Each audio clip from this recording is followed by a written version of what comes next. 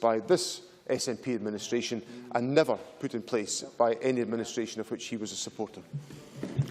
Thank you. That ends topical question time. The next item of business is a debate on motion number 9209 in the name of Margaret Burgess on responding to welfare reform. Members who wish to take part in the debate should press the request to speak button now, and I'll give a few moments for people to get settled.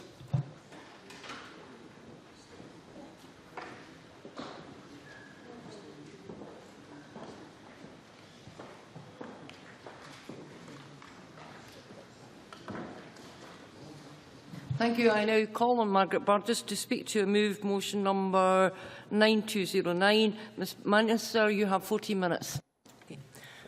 Thank you, Presiding Officer. And I welcome the opportunity to open this debate and to put on record the actions this Scottish Government is taking to mitigate the impacts of welfare reform in Scotland. Reforms that have been introduced by the UK Government... One moment, Minister. Thank you, Mr Mackay. Minister. Reforms that have been introduced by the UK Government through the Welfare Reform Act 2012, as well as through successive budget and spending review announcements. The fallout from these cuts and changes are becoming more evident and ever more worrying, and the sheer scale of the cuts is staggering. We estimate that the reduction in welfare expenditure in Scotland could reach as much as £4.5 billion by 2015. And although the rollout of universal credit and personal independence payment has slowed down, there are a number of changes that are affecting people right now. Analysis by the Scottish Government has shown that the reforms, including the toughening of the Westminster sanctions regime, will have significant impact on women, as well as some of the most disadvantaged individuals, such as lone parents, young people and those with disabilities. And I'll give way shortly, but I'll make some progress at the moment. I've made our concerns about the reforms clear to UK ministers on more than one occasion. And also my colleague Angela Constance has made it clear about the Government's concern on sanctions and has asked for an urgent review of the practices. And it's crystal clear that the current UK sanctions regime is neither ethical nor proportionate and has the potential to leave already vulnerable people at risk of poverty, an issue I raised with Lord Freud when I met him in January. I'll give way to Lorraine. The Minister mentions the £4.5 billion reduction she says that has impacted on Scotland. But can she point to anywhere in the White Paper where it says that £4.5 billion will be restored upon independence? Minister. The White Paper has made it very clear how we will deal with welfare in an independent Scotland, and certainly we're not going to take any lessons from Willie Rennie and his party, who are in coalition with the Tories and have brought those changes onto the people of Scotland.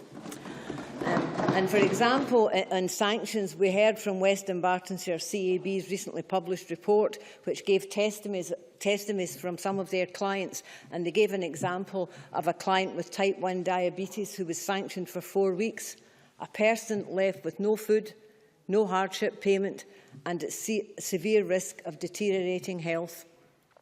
And more food banks have been set up to help those most in need. And figures from the Trussell Trust show that over 56,000 people have used a food bank in Scotland in the last 10 months.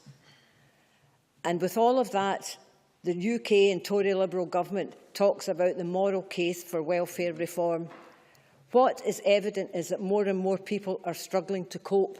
And the Welfare Reform Committee heard this morning from people on food banks, and from Dennis Curran from Loaves and Fishes, speaking from the front line, told the Welfare Reform Committee this very morning that we don't need meetings to decide if it's benefit cuts that are causing the cause of the rise seen in food banks, that his 70-year-old grandson knows that to be the case. And that's the evidence we're getting from the Trussell Trust. It was the evidence that we produced in our own report, commissioned by from Heriot-Watt University, the overview of food aid provision in Scotland.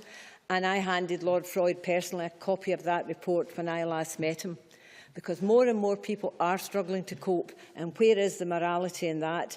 It's shameful that in the 21st century there are people in Scotland who are in desperate straits because of the UK's relentlessly vindictive and unfair policies.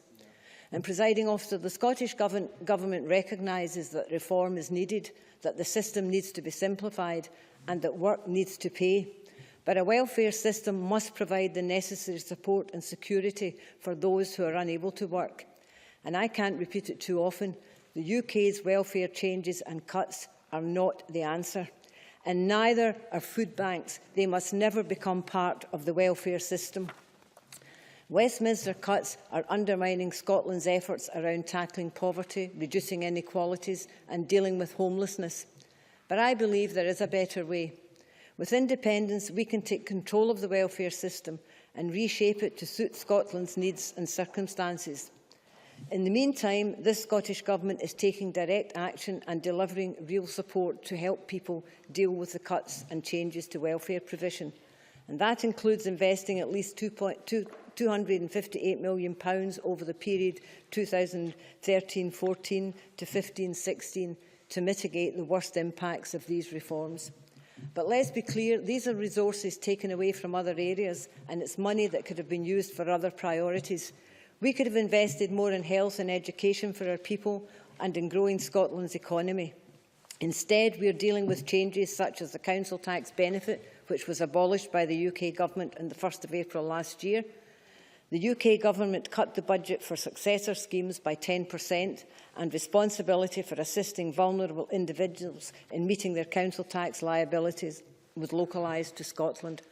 And working with local government, we are providing an extra £40 million for 2013-14 to fill the funding gap and create Scotland's National Council Tax Reduction Scheme to protect over 500,000 vulnerable people.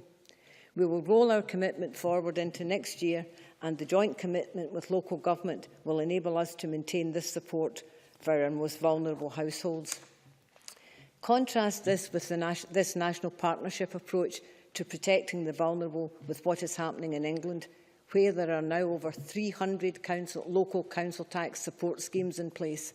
Some people have been protected in areas where the local authority has chosen to absorb the cut in funding within its own budgets, but others, many of whom had not previously paid council tax, now have to pay up to 30% of their council tax liability. And in Scotland, for the average Band D household, this would equate to £344 a year.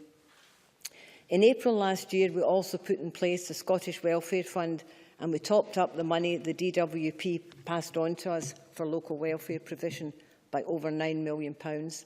We've also committed to maintain that fund at £33 million for 2014-15 and 2015-16.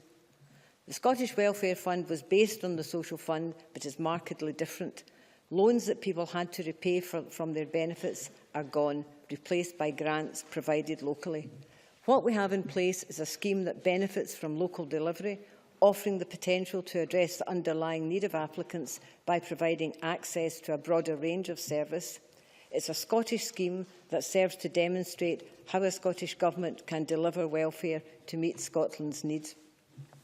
The official statistics on the fund, released on the 11th of February this year, show just that. They confirm that in addition to local authorities making over 35,000 families, making awards to over 35,000 families in the fund's first 6 months, 1/3 of applicants have been signposted or referred to other sources of help. That support is a key aim of the Scottish Welfare Fund, and one that will provide much needed help in the longer term for vulnerable people who have been hit hardest by the welfare reforms. We are also providing £7 million in each of the 3 years from 2013-14 to support a range of mitigation activity, such as information and advice. And we've heard from a number of agencies about how the increased demand in their services for advice since the welfare reform has been introduced. So we've been listening and we've been helping.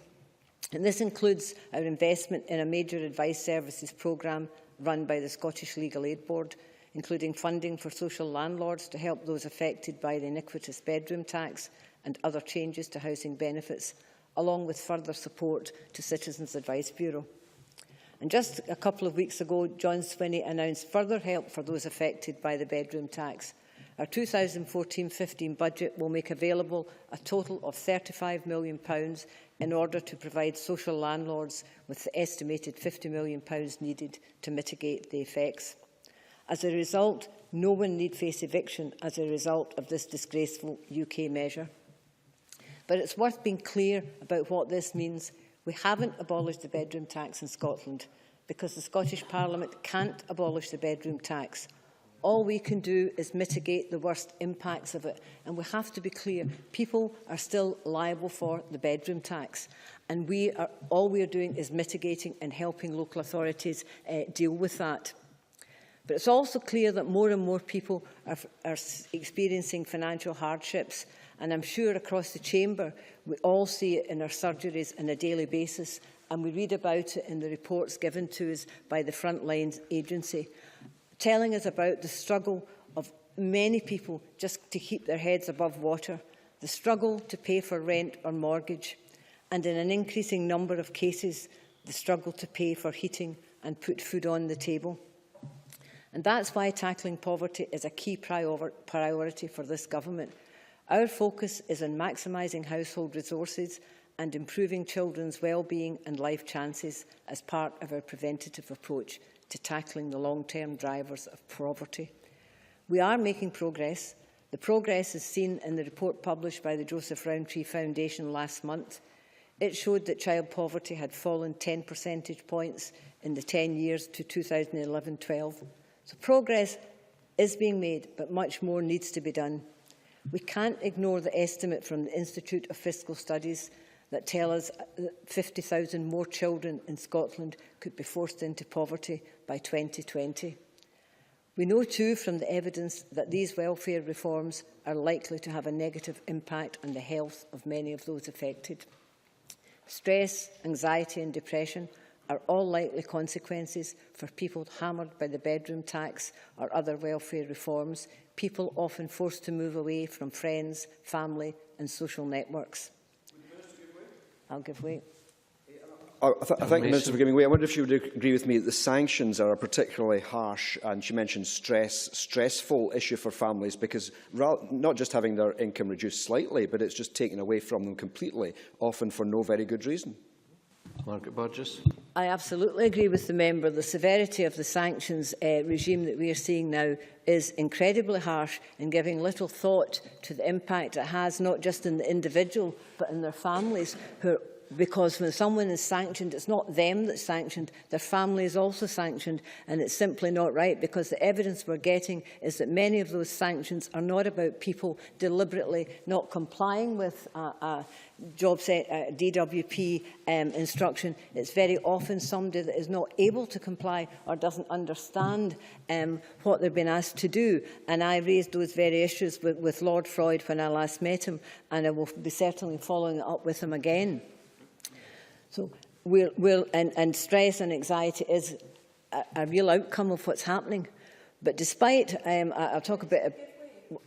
I'll give way for a moment. Mary Scanlon. Does the Minister also accept that 43% of people who are on benefits have an underlying mental health condition, and if they were given the support throughout NHS, they may not need to be on benefits? What I would say, that I accept that many people in benefits have a mental health condition, that many of the people have been forced into that by not getting the appropriate support from the DWP and the work programmes to help them through that. It is not simply about blaming it on the NHS. And talking on health and benefits, despite a number of reviews to improve it, flawed systems like the work capability assessment place a great many people in difficult circumstances, with sick and infirm people being told they're fit to work. And we've seen examples of that. And now we hear that ATOS, who carry out the assessments for the DWP, are looking to end their contract. But we should... I'll take an intervention.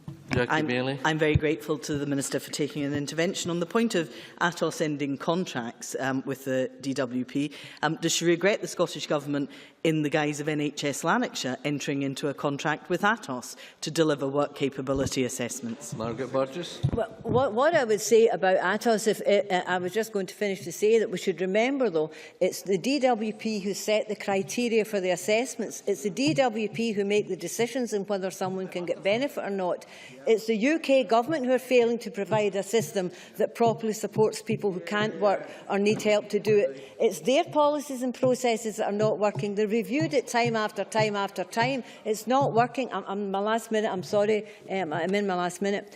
But as I've outlined, the Scottish Government is taking positive action to help those affected, but we can't mitigate every aspect of the UK Government's reforms. The UK reforms are unfair and unjust. With full control of our own welfare system, we can take decisions that will ensure fair and decent support for people in Scotland. And I believe that only a vote for independence can protect our citizens from the totality of these unfair UK Government reforms. I move the motion in my name. Many thanks. Now call on Jackie Bailey to speak to and move Amendment 9209.3.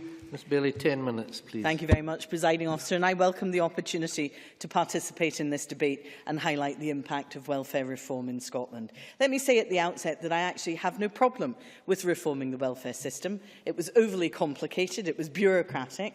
I recall forms the size of a telephone book, or indeed the size of the Independence white paper that required to be completed.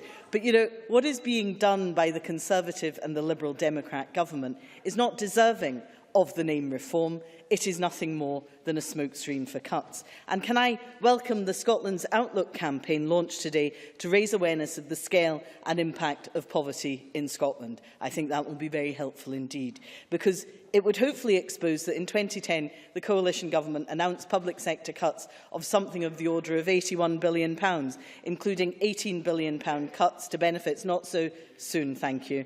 And more cuts have indeed followed. All of this whilst the richest in our society avoid £120 billion of taxes, and bankers indeed continue to award themselves huge bonuses. And in fact, the last time I looked, the Tories were running to Europe to protect bankers' bonuses. Talk about the wrong priorities. But that demonstrates to those in any doubt that the burden of austerity has been placed squarely on the shoulders of those on the lowest incomes, the sick and the vulnerable. And this attack on the poorest is coupled with a breathtaking level of incompetence. The implementation of universal credit has been delayed and delayed and delayed again. The move from disability living allowance to personal independent payments has been roundly criticised by the National Audit Office, by advice agencies and by disabled people themselves. The National Audit Office pointed to an increase in administration costs. The assessment fails to properly consider any disability other than physical disability, a fact recognised by the High Court in May last year. The waiting lists for assessments are growing exponentially. Indeed, the backlog is so bad that tens of thousands of people have been waiting for over 6 months for assessment. So consequently, there is now a delay in the wider rollout of the programme. So discredited has this become that even ATOS are pulling out of carrying the assessments because the UK government have indicated quite clearly it's because of the attacks on the staff and because of the reputational damage they have suffered.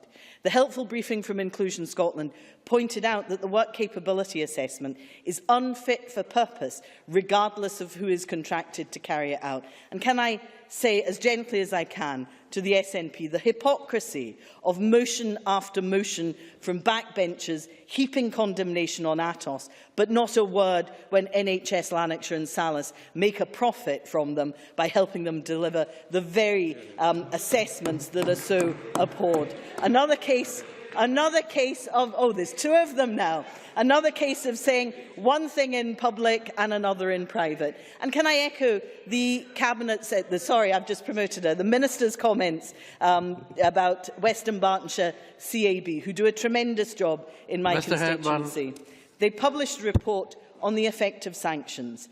We're witnessing increasing conditionality, an increasing level of sanctions. Sanctions are, in fact, the highest ever recorded for job seekers' allowance alone, at twice the rate per month as under the previous Labour government.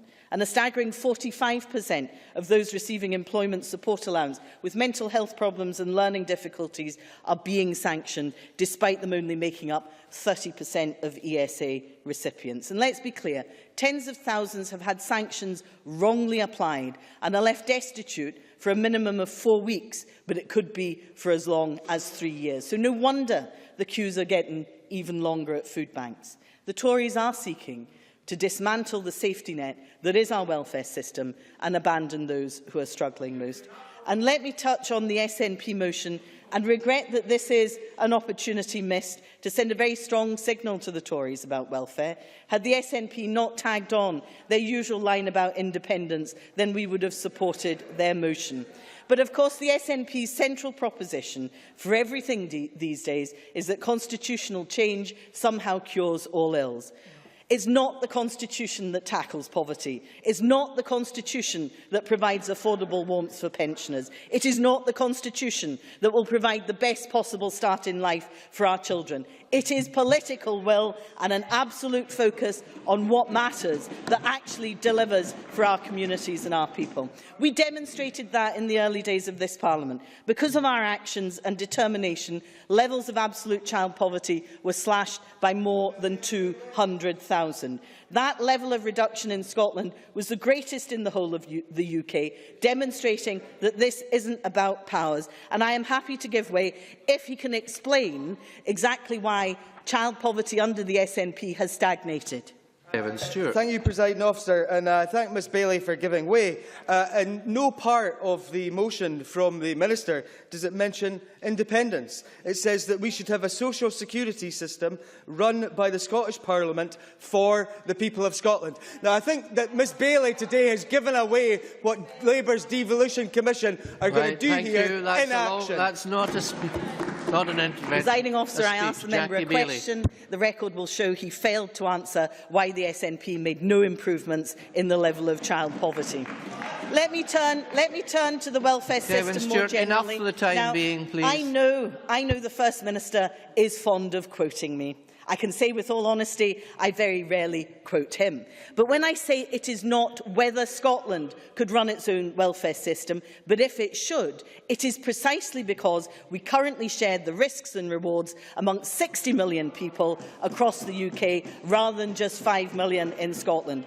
And it might serve them well to listen, because Professor David Bell's report on social protection in Scotland made clear that spending per head on social protection in 2010-11 was £3,972, compared with £3,658 for the UK as a whole, a difference of 8.6%. So Scotland currently spends more per head on welfare. It has a higher share of pensioners and people on disability living allowance than the rest of the UK. And we are no clearer about how the SNP would pay for any of this. They keep telling us they want a Scandinavian-style welfare state, but with cuts to corporation tax, they only want taxation levels of Monaco. You cannot have it both ways. And I agree, it is rubbish, because you're not telling people the truth. Let me touch on pensions, Presiding Officer. Can I just advise members that we will have fewer, in fact, we'll have no interventions from a sedentary position. Thank you. Ms Bailey, Thank please you, continue. Presiding Officer. I think they failed to hear you. Let me touch on pensions first, a key part of the social security system, because pensions account for more than 1/3 of our welfare spending. We know that Scotland has proportionately more pensioners than the rest of the UK. The number of Scots pensioners is going to increase by 80% between 2010 and 2060, the greatest increase in the next 25 years. Now, that is a very welcome improvement in healthy life expectancy, but it poses a particular challenge when we think about the state pension. In his report, David Bell said that if Scotland gained control over welfare benefits, it would need to raise its taxes to meet the costs of state pensions. Now, John Swinney, in a leaked cabinet paper, admitted just as much. So can I ask the Minister, how much extra will be needed to fund state pensions? How much will taxes have to rise to fund it? Basic questions that deserve answers, because, you know, your series of largely uncosted promises in the White Paper won't wash. Making a promise without any idea of how you will pay for it is nothing short of a wish list. And whilst we're on the subject, Presiding Officer, the SNP set up their own expert group on welfare to advise on the future shape of any welfare system. Their interim report was awaited with bated breath. What did they say?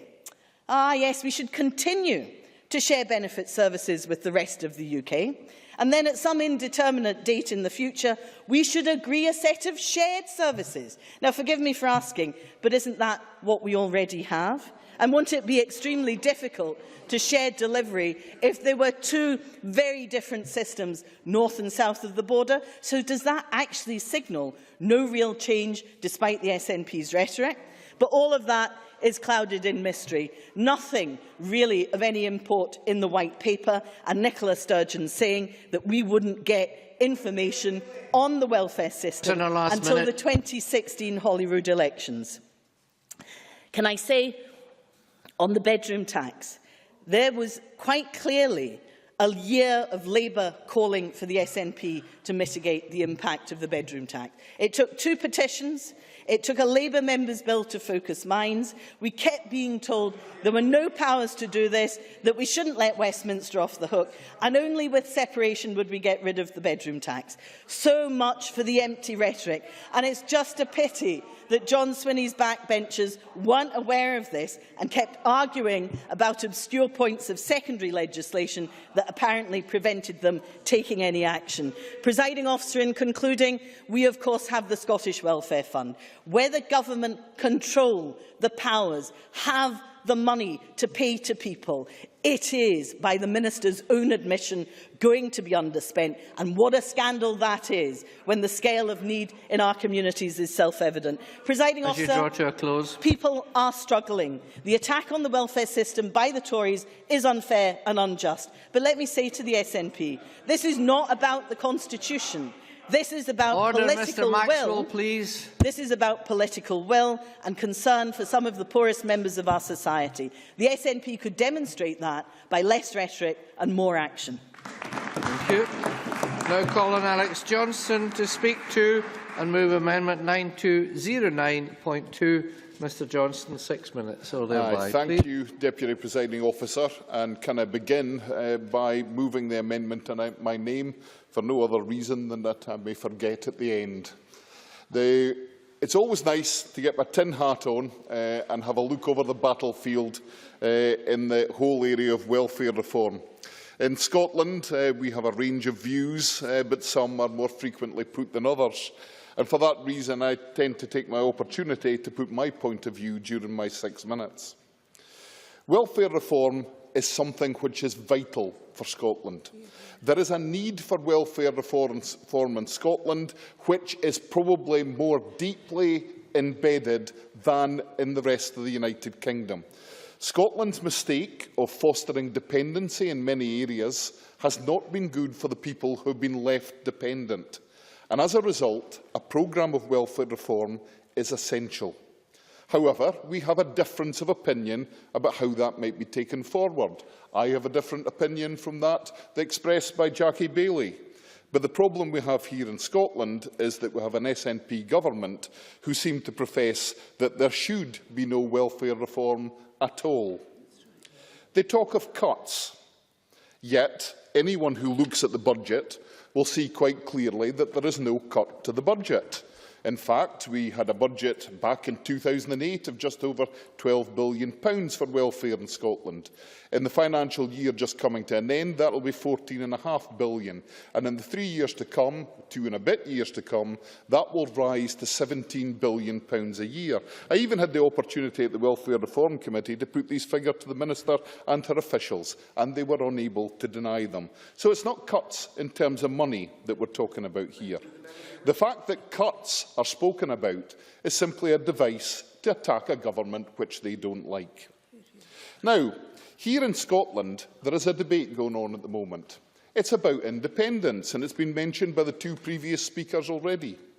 And in that debate, there is a desperate need for the SNP to outflank the Labour Party in its heartlands. So the way it seeks to achieve that is by promising that in an independent Scotland there will be no welfare cuts. Better still, there will be a vast increase in welfare. We ask them what that actually will be. They don't tell us. In fact, when it comes to the tax and budget implications of the promises being made to some of the most deprived people in Scotland today, we hear no explanation of how any of that will ever be achieved.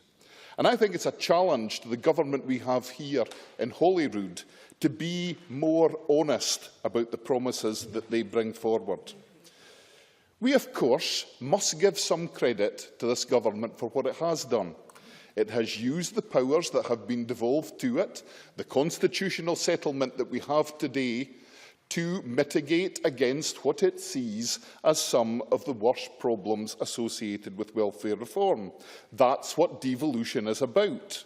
But unless it answers the other questions, it will not achieve the respectability it would otherwise wish. Let's look at some of the key issues. We've had the whole, let me, for the first time in this chamber, use the phrase, the bedroom tax hysteria. The problem is that with the bedroom tax hysteria, we saw no effort to deal with the tens of thousands of people in Scotland today who are assessed as overcrowded and in need of rehousing. It seems to be that one priority was popular, the other was swept under the carpet. And when we're talking about under-occupancy, we must remember also that it was a previous Labour government that introduced that burden to those who rent and claim housing benefit in the private rented sector, and there is no proposal to relieve that particular pressure. I'm afraid I have to go on. I'm nearly out of time, because the last thing I wanted to talk about was food banks. Express my respect for those who work hard to provide the service that food banks serve. And I particularly enjoyed the opportunity to hear this morning at the Welfare Reform Committee from those who are working to keep food banks active across Scotland. However, the interesting thing we had in the dialogue today was a clear indication that when you get down to the nitty-gritty, it is not welfare reform that is fundamentally responsible for the need for food banks. And the evidence that I took from that is that when asked why people have less money and need to rely on food banks, we were told that it's got to do with a higher cost of food and the higher cost of fuel. It's got to do with a higher cost of transport. We also heard at some length that it's about poor administration within the Department of Work and Pension and within the benefits system. It's about the introduction of sanctions, a programme which was originally introduced as early as 2008 and has simply been increased over recent times. By the way, I admit there is a problem with sanctions and that we need to look at that. However, the real message that we got today is the very important one that the Scottish Welfare Fund, a fund devolved to the Scottish Government and run by our local authorities, is in itself one of the highest or most frequent referrers to food banks. And that is an indication to me that there are problems to be solved that this government could address right now. We heard Dennis Curran, already mentioned in the Minister's speech today, Chairman of Loaves and Fishes, speak passionately about his situation and his experience. Now, he was very critical of the Conservative government south of the border, but he reserved his most vicious criticism for Scottish local government and the way that they are maladministering the Scottish Welfare Fund, which is referring people to food banks today, while at the same time is often underspent. Must finish, please, I think there is a lot more to be said in this area, but that opportunity will perhaps come next week. Thanks so much. And we now move to open debate. And I call on Annabel Ewing to be followed by Alex Rowley. 6 minutes, please. Thank you, Presiding Officer, and I am pleased to be called to speak in this important debate this afternoon. And as a member of this Parliament's Welfare Reform Committee, I have had a particular opportunity over the last few years to hear at first hand of the dreadful impact of the UK Government's welfare reforms on, in particular, the sick and the disabled. And indeed, just the other week, I'll get to the meeting this morning, which Mr Johnson, I would say, has not exactly represented in the way that I recall it happening. But in terms of a meeting we had the other week on the 18th of February, we heard from witnesses who suffer from long-term conditions, being in the instant case one who had MS and one who had post-polio syndrome. And what they described about their experience of the benefit system was truly shocking in terms of the whole process from start to finish, including in particular the assessment process. And what they suggested, Presiding Officer, quite reasonably was that if a person has a chronic and progressive condition that will not get better and that person cannot work again, then common sense should prevail and they should not be put through the considerable stress and anxiety of the constant assessments and reassessments that the UK system entails. But that is what is happening day and daily, with universally accepted medical orthodoxies being turned on their head in the Kafkaesque world that the DWP and the UK government inhabit. And indeed, we see the work capability assessment testing somebody's ability to move empty boxes around a room. For what purpose and for what job description that would equip you for, who on earth knows. We see that the existence of mental health issues, which has already been referred to in this debate, but we see that the determination of the existence of those issues is to be assessed simply in the interview by somebody assessing somebody's physical demeanour in the interview. How on earth does that work? And we see people with motor neuron disease being told to take in a lodger to avoid the bedroom tax. What a disgrace and an affront to common decency, and how lamentable and indeed risible it is that the UK Tory Welfare Secretary Ian Duncan-Smith, according to the Telegraph report of the 23rd of January this year, apparently sees himself as being on some kind of historic mission akin to William Wilberforce, no less, in helping people on benefits, and I quote, to break free. And when I put that, Presiding Officer, to one of the witnesses a couple of weeks ago, Audrey Barnett, who suffers from MS, replied, "It would be nice if our health would let us be set free, but that is not going to happen. As I said, I would love for my illness to be cured so I could have my life back and not depend on benefits. But until my health sets me free, Ian Duncan-Smith certainly cannot." And the other witness, Rosina McEwen, replied, "What I want to say is unprintable." As recently as this morning's meeting of the Welfare Reform Committee, Presiding Officer, we indeed did have a roundtable evidence session with organisations involved in food bank provision. And the evidence that clearly emerged is that there has been over a 300% increase in food bank provision over the last year alone, with the Trussell Trust recording that of the some 56,000 folk who have been through their doors so far for the year 2013-14, which is not even up yet, some 17,000 of those were children. And what also emerged, notwithstanding what Mr Johnson said, what also emerged from a number of witnesses, including the academics who wrote the report, Overview of Food Aid Provision in Scotland, is that welfare reform is indeed a major factor in this vast increased resource to emergency food aid. But this is the 21st century oil-rich, energy-rich, resource-rich Scotland. And, Presiding Officer, it is an absolute scandal. But for our citizens, it does not have to, I'm afraid I don't have time, it does not have to be this way, for we have the opportunity in September of this year to ensure that the safety net embodied in our welfare system is not dismantled wholesale by Westminster Government. And we have the opportunity to ensure that we do not sit back whilst anything from some 50,000 to 100,000 children are pushed into poverty by planned Westminster cuts, whatever party is in power at the time. And indeed, we also have the opportunity to ensure that we do not continue with such a dysfunctional social security system as we have seen administered by successive Westminster governments. The Minister mentioned that the Scottish Government is spending some £258 million on mitigation measures, trying to mitigate the most corrosive impacts of the Westminster Government policies. But of course, as has been said, that is money that is coming from other budgets. And in any event, mitigating all of the impact of Westminster welfare cuts is simply not sustainable.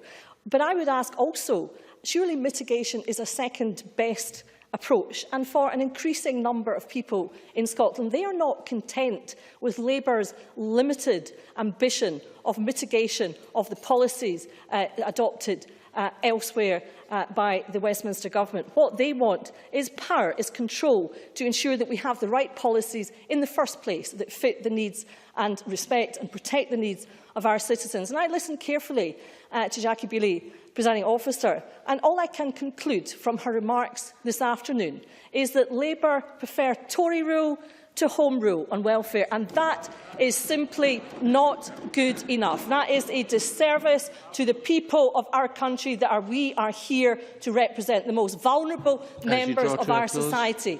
And Labour is resigning itself to mitigating the policies of a Tory government in Westminster. Shame on the Labour Party. It's not good enough, Presiding Officer. Thank you. Thank you. Now call on Alex Rowley to be followed by Christian Allard. Thanks, Presiding Officer. I hope that there can be some kind of unity within the Parliament today when it comes to our condemnation of the impact of the UK Government's welfare reform on individuals and communities here in Scotland. I also hope we can recognise the devastation that the reforms are having not just on people in Scotland, but across the whole of the United Kingdom. It was William Beveridge himself, a Liberal, who brought forward a report in December 1942 which set out to tackle the 5 giant evils of our society: squalor, ignorance, want, idleness and disease. The report proposed to tackle these through reforms to the system of social welfare, and it was the 1945 Labour government that progressed this through the introduction of the welfare state.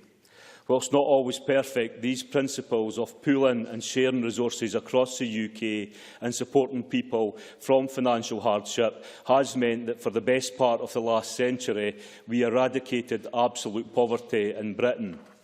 Absolute poverty is when people do not have the money to pay for even their most basic needs. It is therefore tragic that today these reforms are driving thousands of men, women and children into absolute poverty. The evidence for this is all around us. We have seen food banks come out of necessity and grow week by week across Scotland. So for those on benefits, the absolute shambles that welfare reform has become, the sanctions and the delays are resulting in deeper and deeper poverty. As Oxfam has pointed out, people on benefits usually have the lowest incomes with no savings to cover unforeseen circumstances, and even a slight delay in receiving benefit can mean they have no money to buy food for themselves or for their children. So what Beveridge identified as want in the 1940s, we can relate to a basic need for food and fuel in 2014. I hope that in this Parliament we can unite in saying that this is unacceptable. It is the UK Government's making an ideological-driven attack on the weakest in our society. The same ideology that, whilst attacking the sick and the disabled and the poorest, gives a 5% tax cut to the richest 1% of people. That's why I support raising the top rate of income tax, for while it will not solve all the financial issues, it is right that a fairer share to beat the burden that those who have pay. I hope all in this chamber can agree with that principle. And we also need to see a more robust approach in tackling tax evasion, including promoting international action, something that Oxfam argues for in its report Walking the Breadline. This will reduce the need for further cuts in benefits, so our message today must be to attack the tax cheats, not the poor. This UK Government must think again. They need to consider the evidence from the National Audit Office, the national charities who have provided briefings for today, and indeed the evidence from their own government departments. The savings forecasted have not been made. The system is chaotic and sanctions are being used disproportionately against people with mental health issues, people who are sick and people who are disabled. This shambolic mess is a blight on our society and one that we must all speak up against.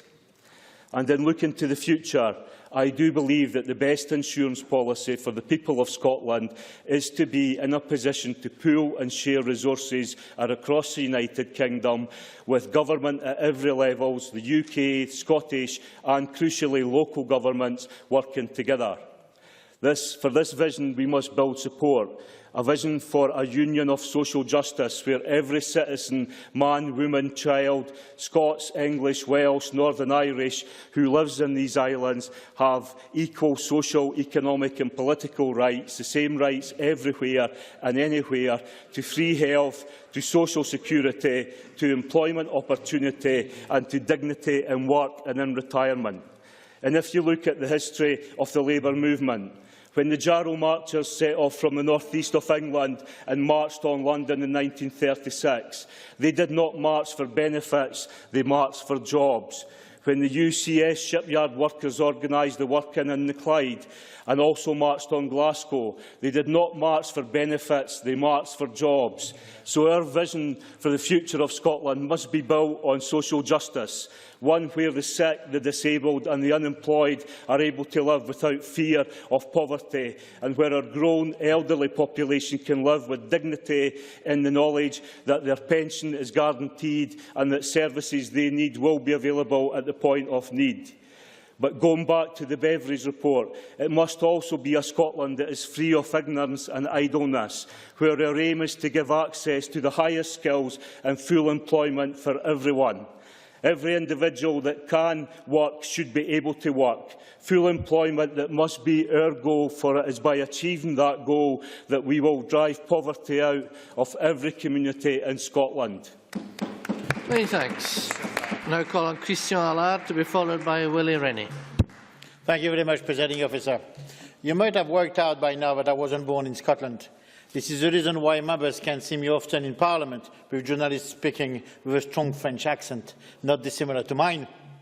A few weeks back, Presiding Officer, another French TV crew came to see me and wanted to report on the historic referendum campaign for independence.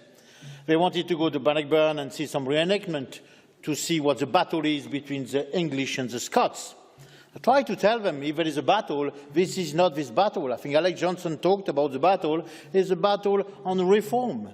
This, from the poll tax to the bedroom tax, the last 30 years under successive Westminster government, is this battle we are talking about. And what I did with this French crew, I took them up to Aberdeen. Why did I take them up to Aberdeen? I take them up to Aberdeen to see what a modern Scotland would look like, how rich and prosperous a nation we are. When we ask, why changing? The reason that we need to change is because I took them to a food bank in Aberdeen. Members might be surprised to know that in and around the oil capital of Europe, today, welfare cuts are hitting hard the most vulnerable people in the northeast. I went to visit Instant Neighbour, a charity in Aberdeen. The chief executive, Sophie Green, in 5 Market Drive in Aberdeen, took us a visit in the food bank. And she told us that in 2012, the organisation gave 1,343 food parcels to people in Aberdeen. The following year, this had increased by 127% to 3,051 food parcels. Mr. Johnson, what explanation Mr. Johnson could have is there for such an increase, if not for the implementation of the welfare cuts from Westminster? Many people in Aberdeen are struggling on benefit or low incomes and may not have enough money to buy basic items of food because of late benefit payments, when they are waiting for the first payment under the new benefit claims, when the benefit payments are stopped due to sanctions imposed by the Westminster government, sometimes unfairly, as John Mason pointed out. Imagine how it feels to be destitute in one of the richest cities in Europe. The shame to ask for food today is the 21st century. The effect on your health, as Annabel Ewing said in her excellent speech. The injustice of the system that the Minister talked about. This is the present situation in the 3rd city of Scotland, the powerhouse of the UK, David Cameron said, the oil capital of Europe. I saw people coming to the food bank, run by Instant Neighbour, young people, mothers, elderly couples. Why are they coming to ask for food like never before? What explanation is there for such level of destitution, if not for the implementation of the welfare cuts from Westminster? Presiding Officer, When we were there listening to Sophie Green, the chief executive of Instant Neighbour, people kept on coming for food, some from far. A couple came from Moray. But they all went away empty-handed. The shelves of this food bank in Aberdeen were empty, and not for the first time. Despite the £250 million from the Scottish Government to mitigate the worst effects of Westminster's welfare cuts, despite the efforts of many volunteers, offshore workers and the backing of their employers, local and international energy companies, food banks in Aberdeen are not coping with the 107% increase of demand for food parcels. In the rich city of Aberdeen, with its wealth, surrounded by North East communities producing the best food you can find in any European region, if the city of Aberdeen is not coping with the effect of the welfare cuts from Westminster, who can? Presiding Officer, what explanation is there for empty shelves in food banks operating in Aberdeen, if not for the implementation of welfare cuts from Westminster? I would want this Parliament, the Scottish Government, employers and employees across Scotland to concentrate their efforts today on creating a prosperous society and not to spend their time and money and effort on mitigating the worst effort of this coalition government at Westminster. But help is needed, and I want to take the opportunity to urge volunteers to give up some time and help run food banks. Across the North East, the Aberdeenshire North Food Bank in Inverurie, the Aberdeenshire South Food Bank in Banchory, in Aberdeen or Dundee, people need our support, and I would encourage anyone in a position to donate food to do so, as their contribution really are important. After the increase of 127% of food parcel last year, I dread to think of what the increase is going to be this year. What explanation is there for the number of food banks operating in the prosperous North East, if not for the implementation of Westminster welfare cuts? Presiding Officer, I'm glad that a French TV crew came to Scotland to report on the absurdity of having food banks running out of food in the old capital of Europe. It should be a wake-up call for all our own media to report why people like me think that only independence can give us the powers to ensure families and individuals will always have food to eat. Let me repeat the astonishing number from a food bank in Aberdeen. In 2012, Instant Neighbour gave 1,343 food parcels to people in Aberdeen. The following year, it has increased by 137% to 3,051. What explanation is there for such an increase, if not for the implementation of the welfare cuts from Westminster? Thanks so much. Now call on Willie Rennie to be followed by Christine Graham. 6 minutes, please. The last time I spoke in a welfare reform debate, I invited members from across the chamber to intervene with suggestions as to how welfare could be reformed that would save money rather than cost money. Now, I admit that reforming welfare system is not easy. And I have to say, Alec Rowley gave, I think, a fine and passionate speech about the roots of the welfare reform system. But I do remember when Labour were reforming welfare when they were in charge at Westminster, and it wasn't that easy then either. I remember people coming to my surgeries, and it wasn't that easy. To build a safety net that also makes work pay is challenging, especially with a multi-million-pound budget. Hard choices have been made, some of which I disagree with and I'm working to change.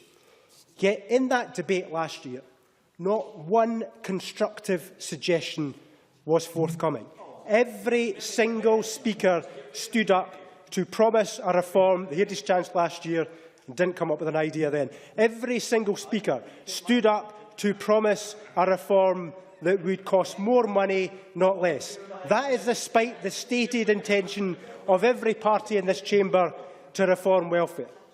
Now, I looked to the White Paper in hope rather than expectation. Perhaps it would set out how the welfare system would be reformed in an independent Scotland. But instead, we were treated to the usual rhetoric rather than costed proposals.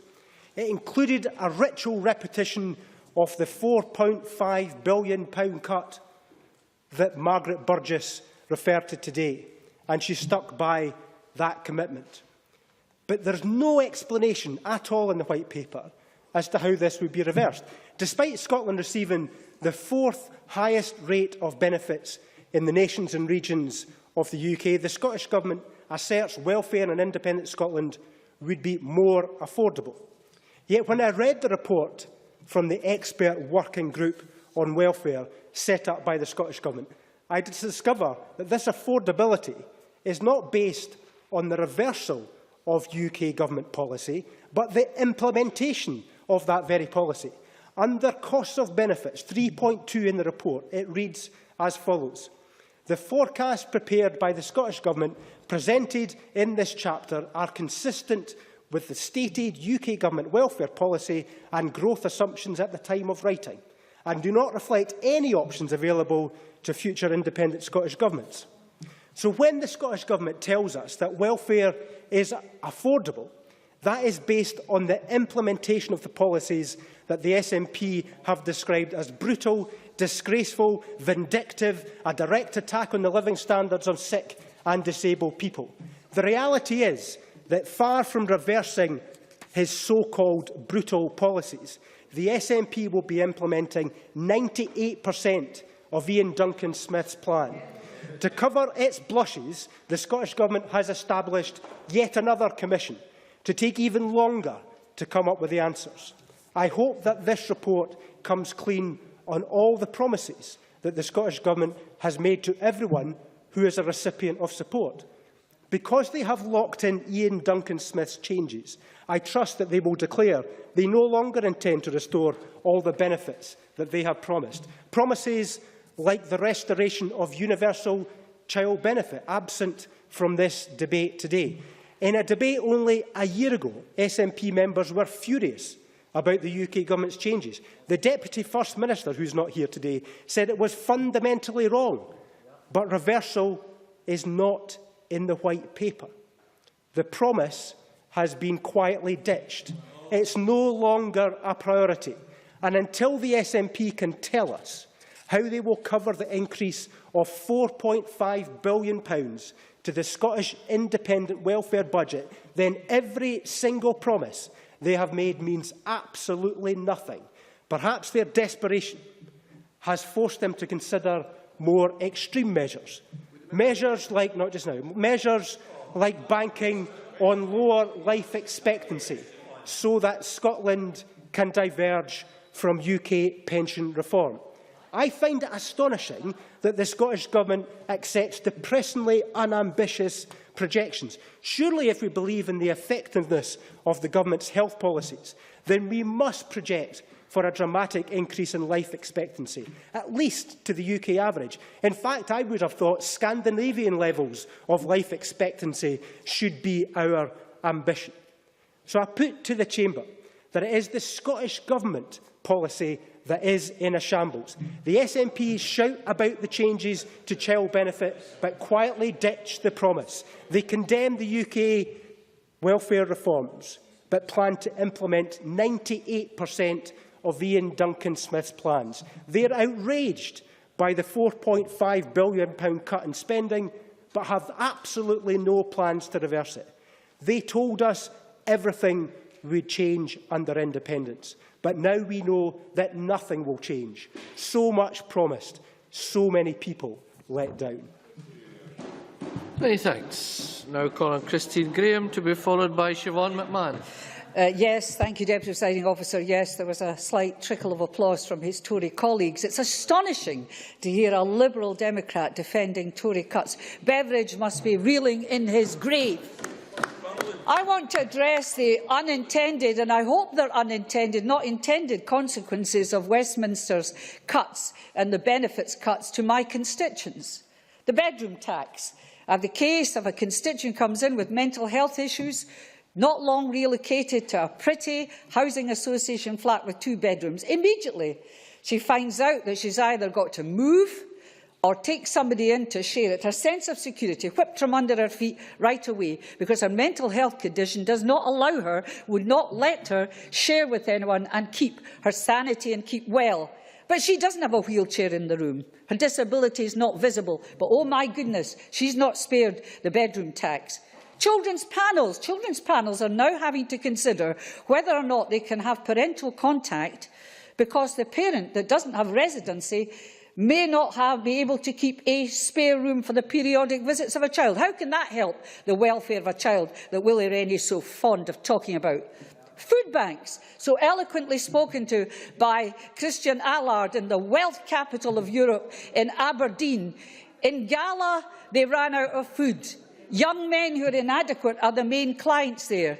Why? Because they haven't got their benefits. They're now queuing just for food. Borders Voluntary Care Forum went there recently. The dreadful impact on the people that they have as clients because they're being assessed and reassessed and sometimes have gaps when they have no benefits whatsoever, the very vulnerable in society.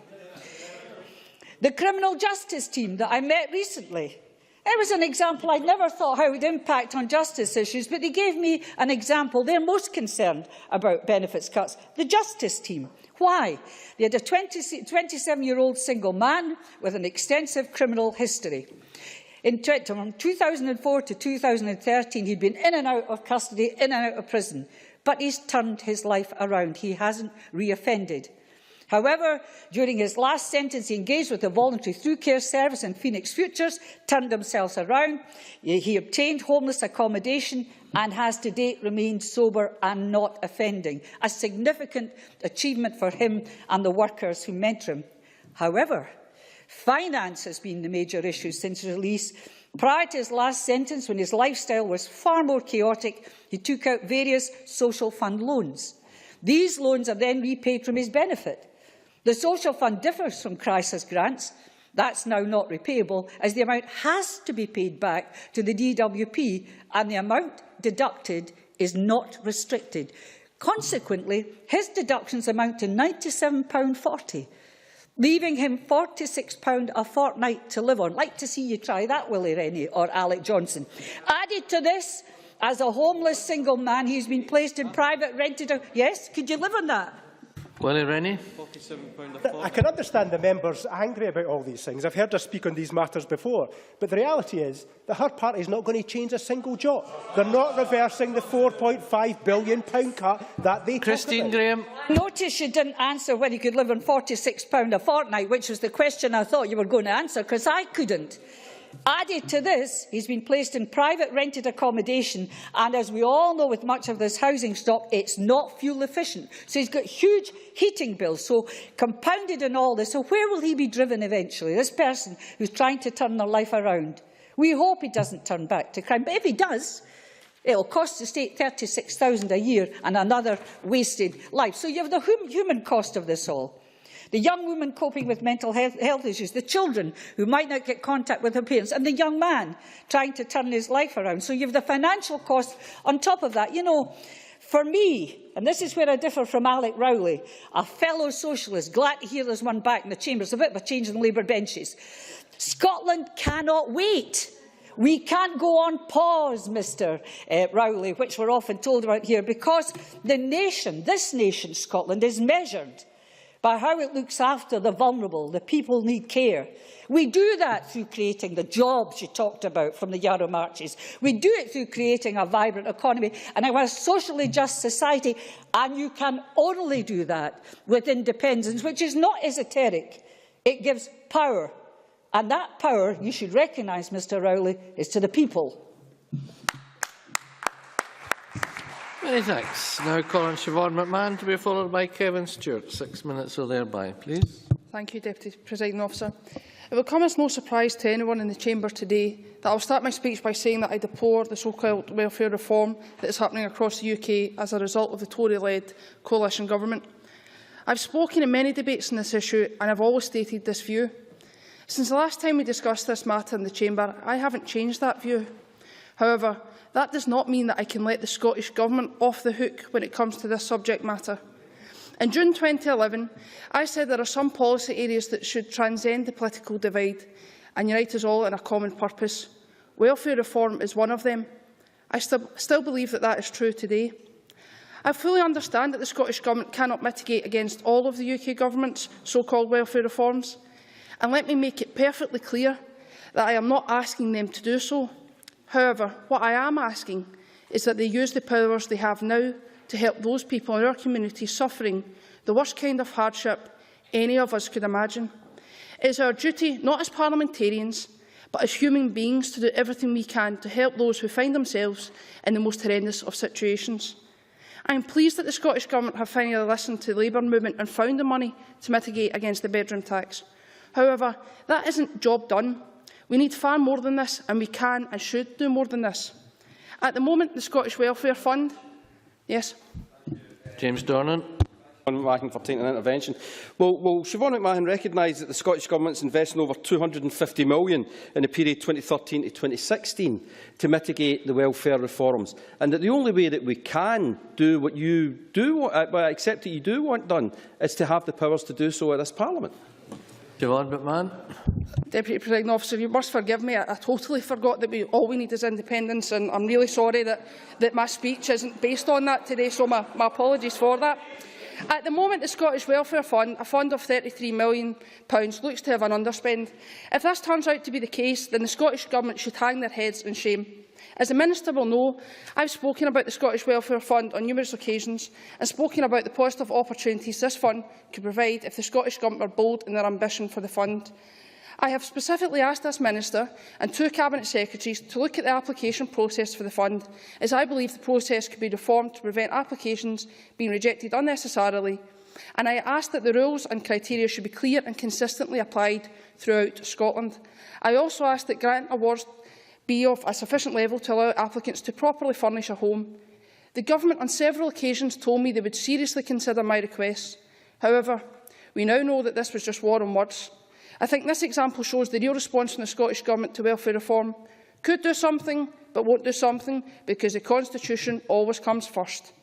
Further to this, the Child Poverty Action Group has urged the Scottish Government to ensure that the forthcoming Welfare Fund Scotland Bill and subsequent regulations give local authorities adequate scope to meet the needs of families experiencing financial hardship as a result of welfare reform. CPAG have stated that the Scottish Government's guidance and interim Scottish Welfare Fund currently states that a grant can be awarded in support of independent living to help families facing exceptional pressures. However, they have drawn attention to the fact that no such provision is included in the current draft bill, which they fear could potentially limit access to community care grants to those at risk of homelessness or those entering or leaving residential institutions. They have therefore urged the Scottish Government to address this issue before the bill is introduced to the Scottish Parliament.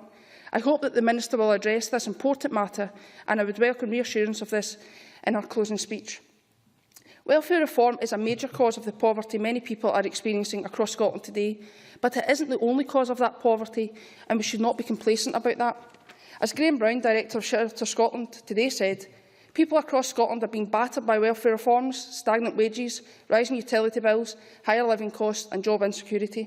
It is clear that much more needs to be done to combat the root causes of poverty if we are to improve the prospects for everyone living in Scotland.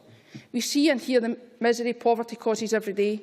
Not only does it have a devastating impact on home life, it has long-term detrimental effects on people's health, well-being and life chances, especially children. I believe that the Scottish Government can and should be doing more to tackle the example Graham Brown have set out. That would mean fulfilling their promises and tackling homelessness and backing pledges for the living wage for all public sector workers across Scotland. They could also do more to promote credit unions in our communities and back my colleague Kezia Dugdale's campaign against payday loans. We know that many people are relying on food banks to feed themselves and their families. This is a disgrace in 21st century Scotland, and it is something we should all be ashamed of. I understand that the Trussell Trust helped more than 7,700 people in Scotland in January, half of the number that were helped in the entire year last year. But most worrying about that figure is that just 5% of the people that were helped are homeless. I know that the Minister has already indicated that she doesn't wish to see anyone use a food bank in Scotland. Therefore, can I ask what practical measures are currently being taken by this Government to address the issue of food poverty in Scotland? Only yesterday at my weekly surgery did I meet a man in his 40s who is a hospital porter and has been for the last 22 years. Unfortunately, this man had a period of ill health last year and as a result has found himself in a state of financial hardship. This has been compounded by his NHS bosses cutting his contracted hours without his consent. The consequence of this is he only has enough money to pay his rent, meaning he goes to his elderly parents every night for his evening meal. That is just one example of the poverty ordinary working Scots are experiencing on a day-to-day basis, and it is examples like this that the Government should be addressing. I do not believe that the motion before us today calling for a social security system run by the Scottish Parliament is anything other than another supermarket policy for this government to try and secure votes for their ultimate ambition, separation. We can and should be doing more. Many thanks. I now call on Kevin Stewart to be followed by Jamie Hepburn. Thank you very much, Presiding Officer. The ultimate thing that I want is a just and fair society, which we certainly don't have at the moment. And in the main today, I'm going to talk about people. I will come back to some of the comments that folks have made in the Chamber today, but I'm mainly going to talk about people and how they are being affected by these cuts to welfare. And Willie Rennie, in his speech, said that he wants us to point out where savings could be made. During my discussions about people, I think he may find that there are ways and means of doing that. Let me turn first of all to one of my constituents who's been diagnosed with ankylosing spondylitis and is obviously unable to work as a result.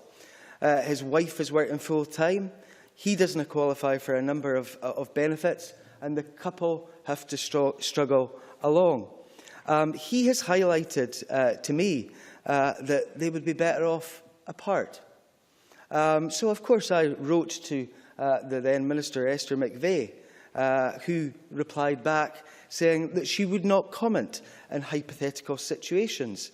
She noted that the situation highlights the urgent need for reform of the current benefit system. And in this regard, I don't disagree with her. There does need to be a reform, because it is absolutely disgusting that we are driving families apart because they cannot afford to live with one another.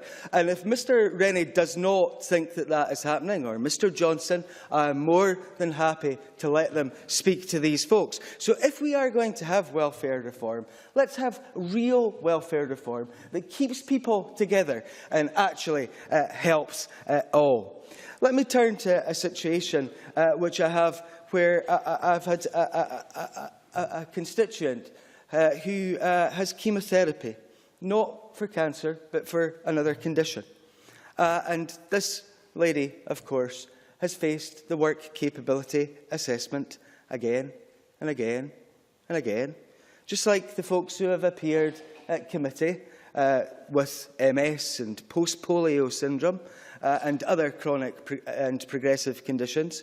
Why is it, when we know fine that these folks are never going to get better, that we waste huge sums of money putting them through the torture of being assessed again and again and again? That's one way to save money, Willie Rennie. I hope that you take that back to your ministers. And we have the situation of folk being sanctioned on an almost day and daily basis. A constituent who has chronic asthma, who often struggles to speak to folk on the phone.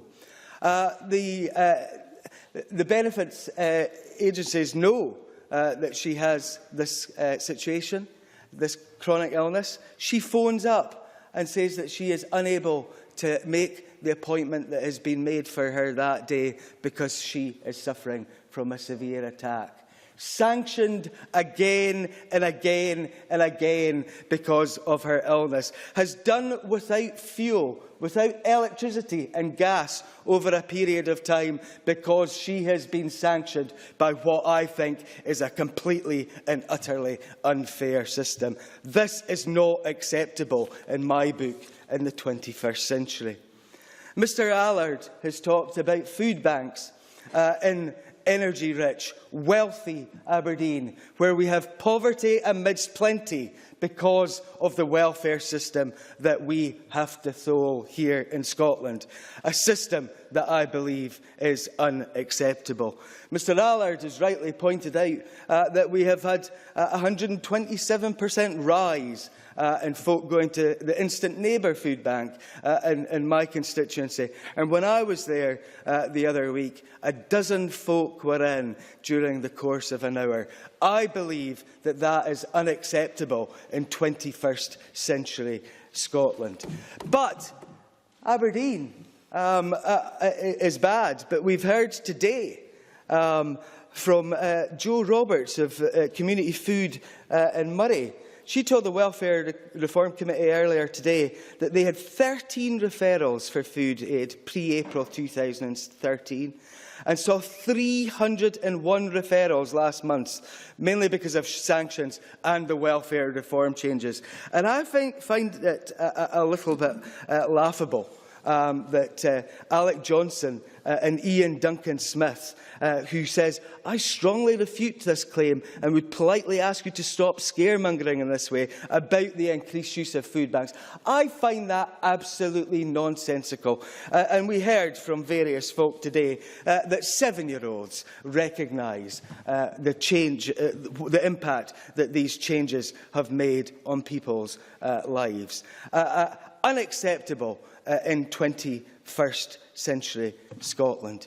Now, I realise... Draw to a close. I realise that there are many in this chamber who don't want the devolution of welfare for various reasons. Jackie Bailey herself said, "I'm not saying that we cannot develop our own welfare system. I'm saying that we should not develop our own welfare system." I think that is unacceptable in 21st century Scotland. Many thanks. Now call on Jamie Hepburn to be followed by Ken McIntosh. Thank you, Presiding Officer. And in welcoming today's debate, let me say I hope to draw on the extensive evidence that the Welfare Reform Committee has gathered over the course of its work, and also some of that which was sent to us today in advance of this debate. I thought the Oxfam briefing was a useful place to start, though. Presiding Officer, they set out they believe social protection should be seen in a wider context, which reflects the fact that people will contribute to and receive support from the state at different points in their life. I think that is exactly what people expect of the social security system. It's certainly when we've had people speaking to us at the Welfare Reform Committee, it's been what they expected. They paid in, and when they needed that system, they expected to be able to draw on it. And now that they do, they're finding it's not there to support them. And Oxfam go on to talk of cuts to social protection have gone too far, with the holes in the so-called safety net getting bigger and more people falling through. And I want to quantify the scale of the holes in the safety net that the Tories and the Liberals are cutting. The Scottish Government has published an analysis that shows people in Scotland could be hit with a cut of £4.5 billion in the 5 years to 2014-15. Child benefit freeze and below inflation rises will see household income for a family with 2 children cut by over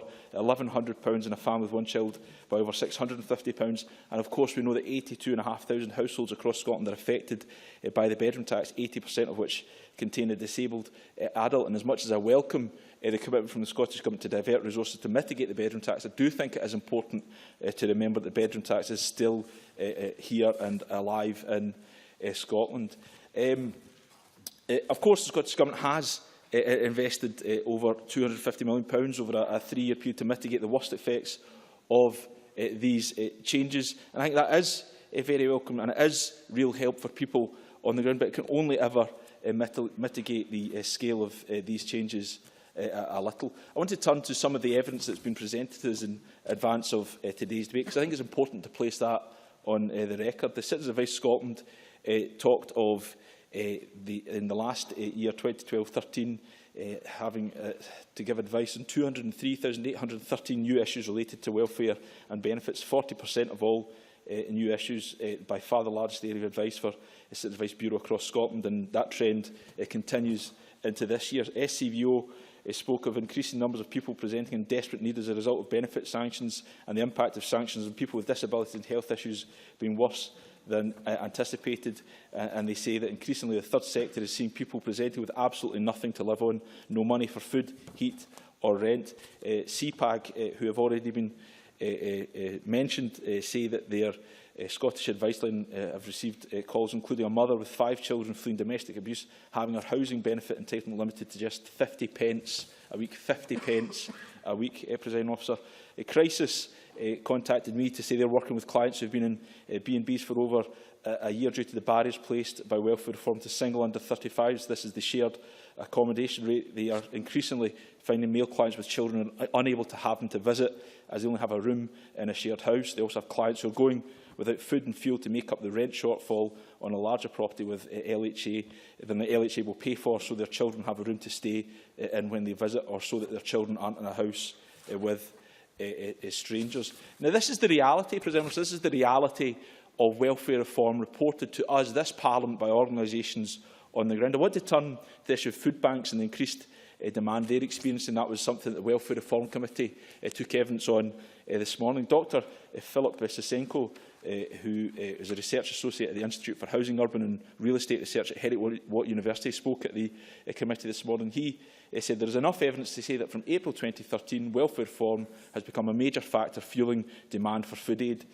And this is in contrast to the position of Lord Freud, who told the House of Lords that there was no evidence of a causal link. Dr. Sisenko's response was Lord Freud's statement, he believes, is factually incorrect. Ian Duncan-Smith's comment highlighted by Kevin Stewart, who suggested Trussell Trust were scaremongering when they talked of a link between welfare cuts and food banks. And indeed, Alec Johnson seemed to, even though Alec Johnson was at the committee this morning and heard Dr. Sisenko, he seemed to ape these remarks. Do these individuals refute the evidence of Jo Roberts of Community Food Murray when she told the Welfare Reform Committee earlier today that they had 13 referrals for food aid pre-April 2013 and saw 301 referrals last month, with sanctions being having the biggest impact? Do they refute the evidence of Bernardo Scotland when they say they've identified a particular demand for crisis support from families where parents have had benefit withdrawal sanctions applied by the Job Centre?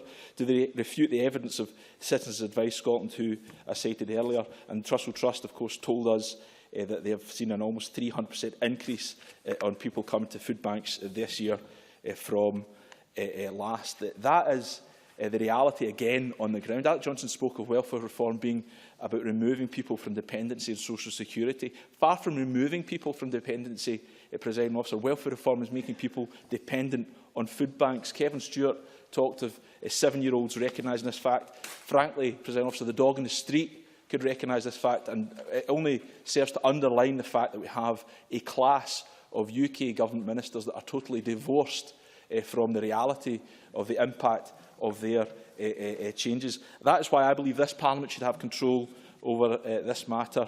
I thought it was interesting to hear Jackie Baillie talk about hypocrisy from these benches. I don't know if this is hypocrisy, President Officer, but when we see the Labour Party at Westminster talking about being tougher on benefits than the Tories, maybe that doesn't count as hypocrisy, but I certainly think it qualifies as a brass neck. Welfare and social security would be far better dealt with here in this Scottish Parliament. Thank you very much. I call on Ken McIntosh to be followed by John Mason. Thank you, Presiding Officer. The last 5 years have been tough for many people, tough on those who have lost their job or their business, tough on those still in work but facing higher prices and lower wages, and arguably toughest of all on those who need to rely on others, those who struggle to support themselves even in the best of times. And I'm sure I'm not alone as an MSP in saying I doubt there's a week goes by when I don't meet or hear from someone who is struggling to cope, anxious and worried about their benefits, about the roof over their head, and wondering, goodness knows, about what the future might hold. And, Presiding Officer, I think it's a pretty poor reflection on all of us and the society in which we live that our response to this recession, to these tough times, has been austerity economics and welfare cuts. Now, I don't doubt that there are those in the Conservative and Liberal parties who care for people's welfare. I have said before that none of us in this Parliament can claim a monopoly on compassion. But to be quite frank, the recession has revealed the Tories at their worst. It has allowed them to pursue an agenda that they have long held to reduce the size and role of the state. But they have done so despite the clear and hurtful consequences for so many fellow citizens. In my more understanding moments, I imagine the Tories believe their welfare reforms are a form of tough love. They cast themselves in the role of strict parents, strict but caring parents. And if only all those slackers on the dole would just shape up, we'd soon have this country back on their feet. But that is to ignore the evidence. They introduce a bedroom tax, a charge on the homes of the less well-off, arguing that market forces will operate. And the only logical response will be, of course, to downsize. When it becomes clear that this tax is having no such effect, that few people even have such an option, that 80% of the households affected have a disabled residence. In other words, when all the evidence suggests their policy is not working, their response to press on regardless. Despite the fact that there are clearly not enough jobs in the economy, at the heart of the reforms is a belief that unemployment is the fault of the individual. Too many people are clearly lounging around on benefits when they are more than capable of working. The long-term unemployed are branded as shirkers, and the work capability assessment is introduced to prove the point. Most of us will have heard firsthand the impact this can have. Yes, I'll give way to Ms Scanlon. Mary Scanlon. Can you tell me why it was that the Labour ministers, Frank Field and John Hutton, the ex-pension secretary, fully supported the welfare reform and helping people to get back to work? There is a world of difference between the welfare reform agenda of the Labour Party and the welfare cuts agenda of the Tory Party, in which people are blamed for their own misfortune. And I would ask Ms Scanlon to take a listen. We've heard a lot of evidence this morning from the Welfare Reform Committee. My colleague Jamie Hepburn and I had a chance to visit Deafblind Scotland just last week. And what we heard there was people who are deaf and blind who are not going to get better are being asked to be reassessed. They are not going to get better. Why on earth should we put through this torture? They are sent letters they can't read, asking them to attend interviews where there is no one there to understand their communication difficulties, let alone their care needs. And as another witness, Frankie Thompson, highlighted, he has 8 hours support each week, 8 hours to allow him to go shopping, to get out of the house, to meet other people. And yet he has to use this time and this scarce resource just to fill in forms to retain any allowance he might simply already qualify for. No wonder they describe their experience of welfare reforms as being stressed and bullied. Now, a recurring theme from constituency casework is the number of people rejected by work capability assessments, essentially for being too proud to admit they need help. When asked questions like, can you reach into your kitchen cupboards, or can you put on your own socks, people exaggerate their own ability because they don't want to appear useless. And as a result, they lose their benefits. Presiding Officer, it took us a while to get there, but I'm proud that the Scottish Parliament has come together in opposing these welfare reforms. It is a time of heightened political sensitivity, but this year's budget showed that sometimes, at least, fighting the Tories is more important than fighting amongst ourselves. In fact, our agreement in rejecting the bedroom tax for Scotland is exactly why devolution exists and why devolution works. Of course, we are not alone in opposing the welfare reforms. The whole country has responded. As the Tories have cut welfare, so food banks have sprung up everywhere. Now, no one is pretending that they are the whole answer, but they are a demonstration that people do care. But here in Scotland, we can do more. We have the power to go beyond the charitable and personal intervention. We can take collective political decisions. Presiding Officer, we always have a choice about how to respond to the difficulties we face as a country. Our response to the welfare reforms cannot solely be to mitigate the worst effects, important though that may be. We need to build a more ethical economy, a gentler, kinder, more caring society, one that reflects the values that really matter. Yes, there is a place for market forces, but that's not how we live our lives. We care for each other, we rely on each other, and those values should be apparent in all the political decisions we take. We have a procurement bill currently before this Parliament. Is this not the time to demonstrate our own convictions, our own support for tax transparency, for trade union recognition, for the living wage, for an end to zero-hours contracts? Would that not be a fitting way to reject the whole welfare reform agenda? As members have heard from Jackie Bailey earlier, a new campaign has been launched today, Scotland's Outlook, bringing together many of the voluntary organisations dealing first-hand with those suffering from the welfare cuts. One of their first actions has been to highlight the more than 150,000 households on council house waiting lists and the 40,000 homeless applications. I'm sure I don't have to point out that housing is a devolved responsibility, and we have it in our own hands to make a radical difference to the housing crisis. If we want to help people get back on their own 2 feet, rather than punish them, we should give them the tools they need, the skills and the education. Not just university for some, but college for everyone who wants a place. Welfare is not about them or us. It's not about rich and poor. It's about our common good, our shared interest. Welfare is for everyone, and that should be our response. Many thanks. I now call on John Mason to be followed by James Dornan. Thank you, Presiding Officer, and I'm pleased to take part in this debate today, although it is disappointing that we need to keep returning to this subject. It seems to me that there's a fundamental question at the heart of welfare reform. Is it just another expenditure, like expenditure on rail or road, which we can spend a bit more in the good times and a bit less in the bad times? Or is welfare an absolutely fundamental minimum that we have to be committed to, even if expenditure has to go up in the difficult times. It seems to me that for many Conservatives in England it is the former.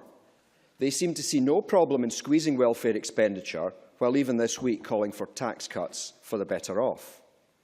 Yet I think most of us here today, and to be fair, a reasonable number of people down south as well, do not agree with that assessment. Even if people are disabled and cannot work, or are wanting to work but cannot find a job, they have to be able to live decently, and we as a society have a responsibility to enable them to live in that way. We accept we have a responsibility to accommodate and to feed and to clothe prisoners, and allegedly they are the worst citizens that we have in our society.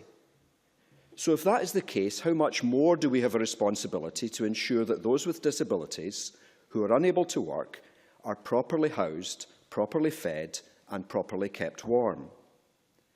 It seems to me that we have to move towards a system where everyone is entitled to a minimum income or standard of living, which is guaranteed no matter what. If extra is paid on top of that minimum, then that extra can be made conditional on seeking work and fulfilling other obligations. But there should surely be a certain minimum level of income under which no one should be able to fall. A single guy or a single woman at the moment is getting £71.70 per week in job seekers' allowance. From that, they are meant to clothe themselves, to eat, to pay for gas and electricity, to keep a phone working, etc., etc. By contrast, how many of us here can spend £71 on one visit to one clothes shop? And I just booked a hotel for the party conference in Aberdeen for one night, and that is costing me £70. This is a very uneven society we are living in, Presiding Officer. So if it is reckoned that somebody needs £71.70 to live on, how can we even consider cutting that amount further? On the question of disability, we have had briefings from Citizens Advice Scotland and Inclusion Scotland, amongst others. It is clear from them that people with obvious physical disabilities are being assessed as capable for work.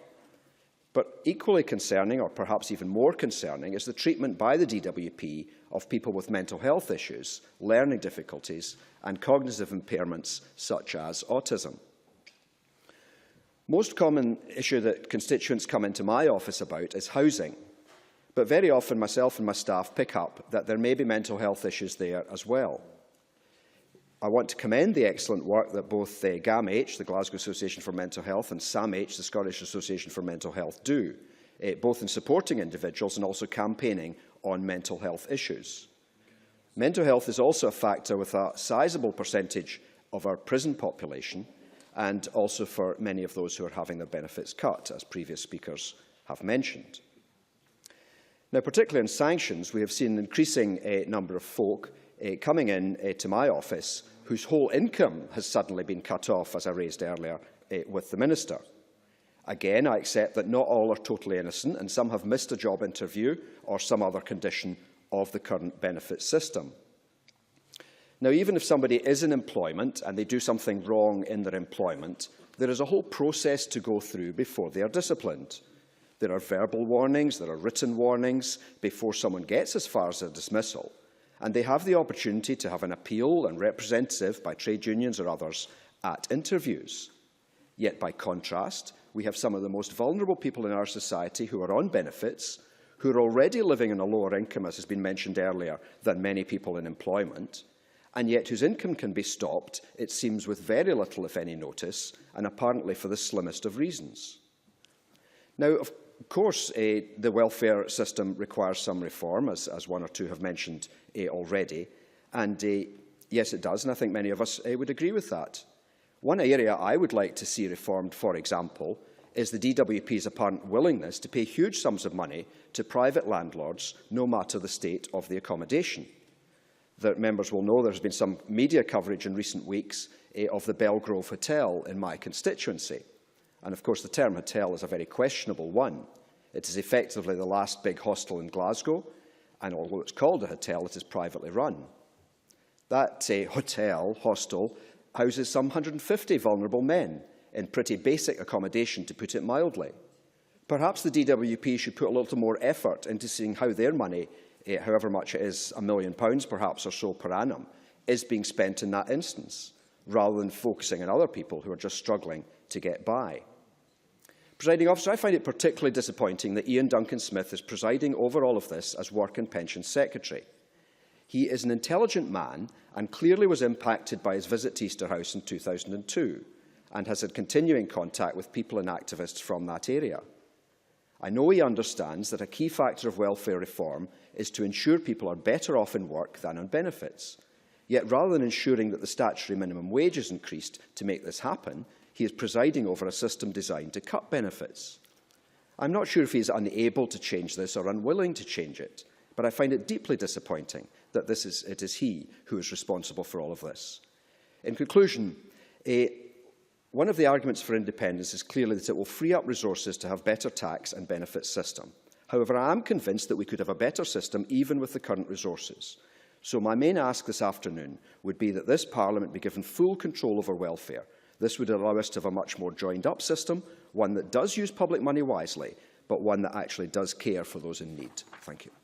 Many thanks. I now call James Dornan to be followed by Patrick Harvey. Thank you, Presiding Officer.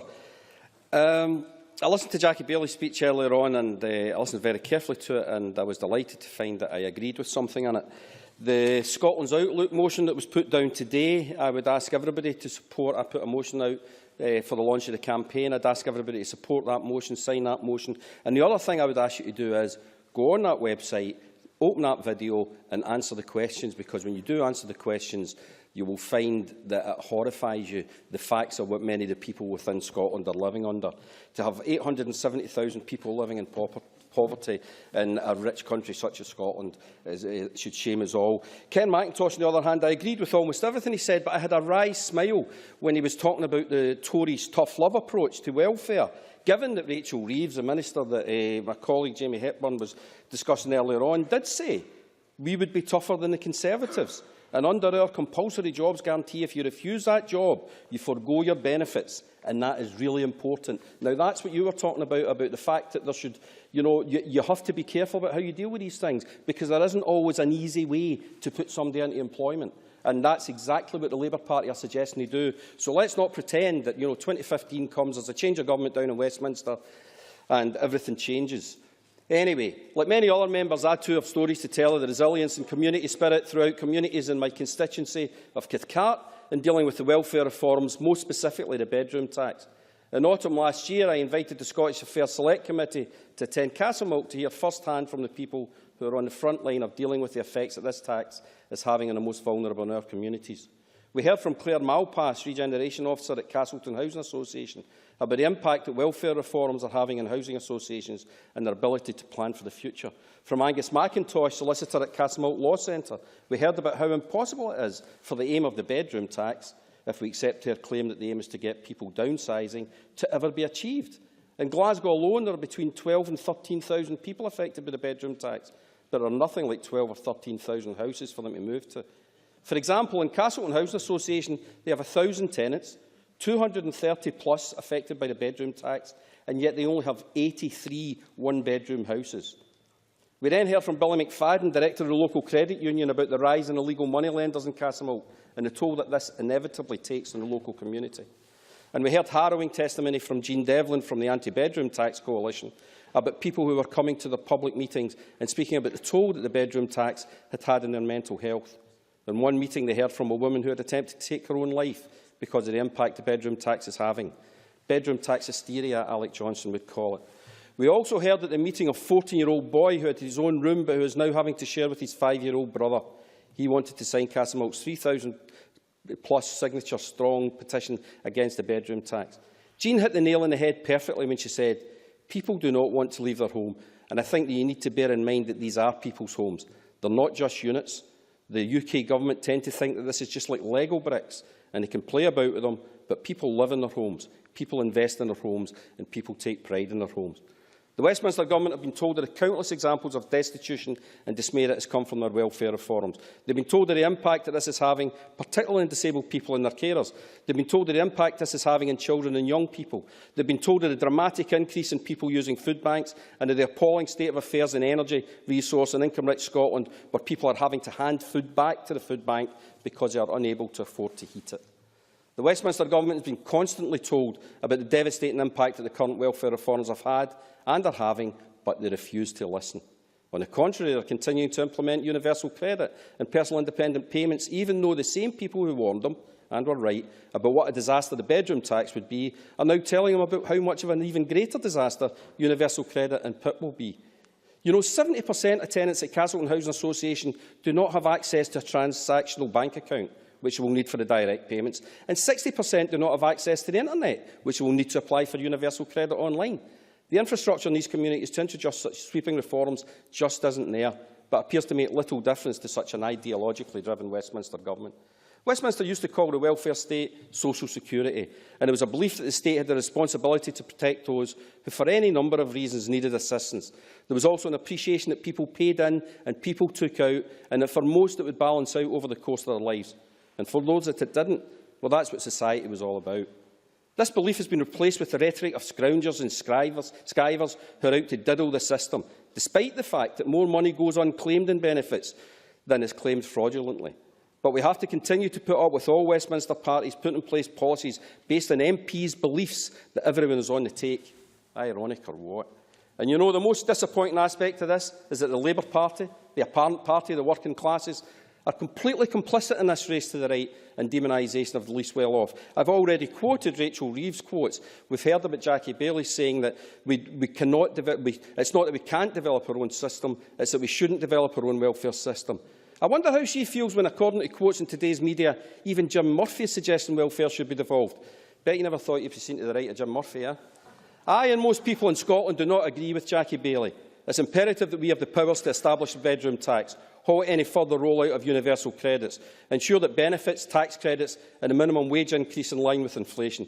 But we also need the powers to grow our economy, to ensure that fewer people require the safety net of welfare in the first place. Presiding Officer, as Oxfam know, and as was mentioned by my colleague Jamie Hepburn, these cuts have gone too far with the holes in the so-called safety net getting bigger and more people falling through. In 198 days, the people of Scotland will have the opportunity to vote to take the power to make decisions over welfare into our own hands, to make sure we tighten up those holes in the safety net, and the only way we can do that is to vote yes. Thank you.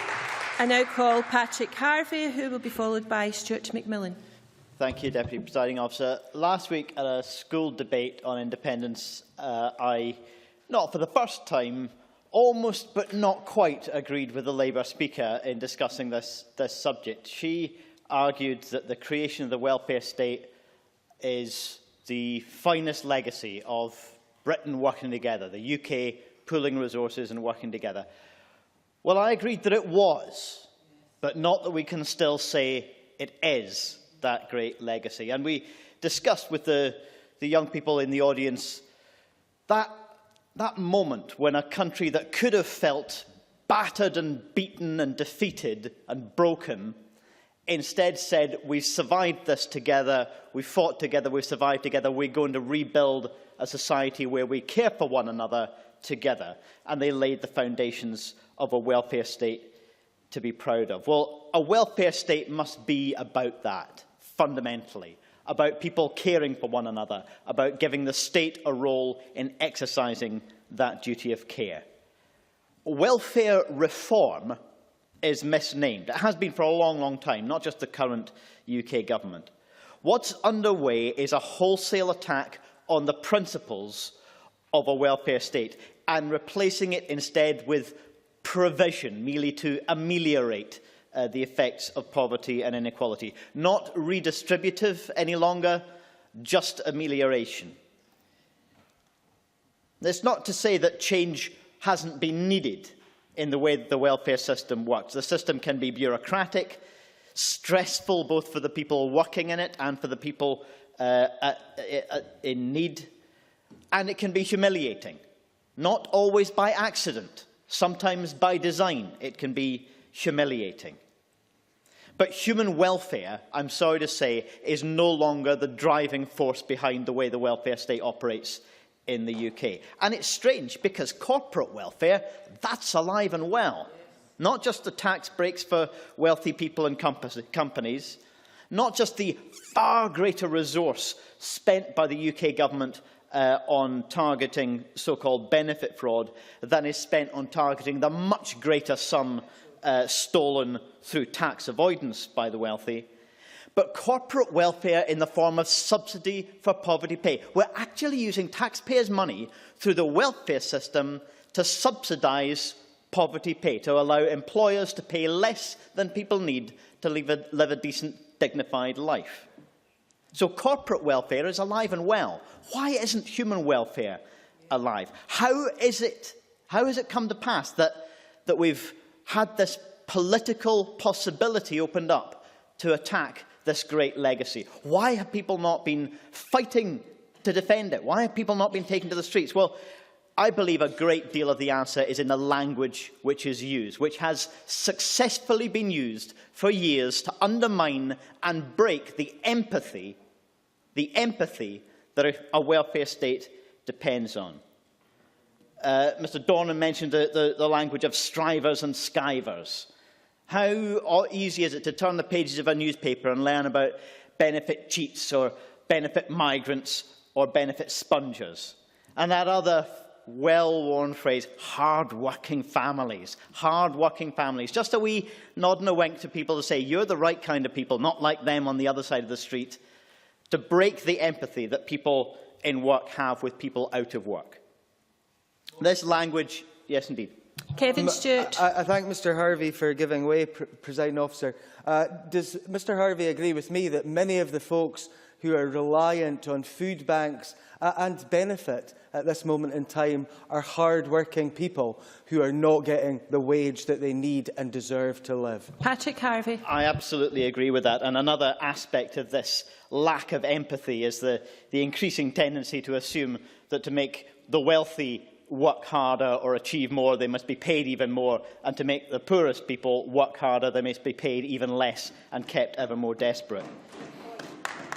In short, if we were expressing the right values of a welfare state, then the phrase, "we're all in it together," wouldn't sound like a sick joke.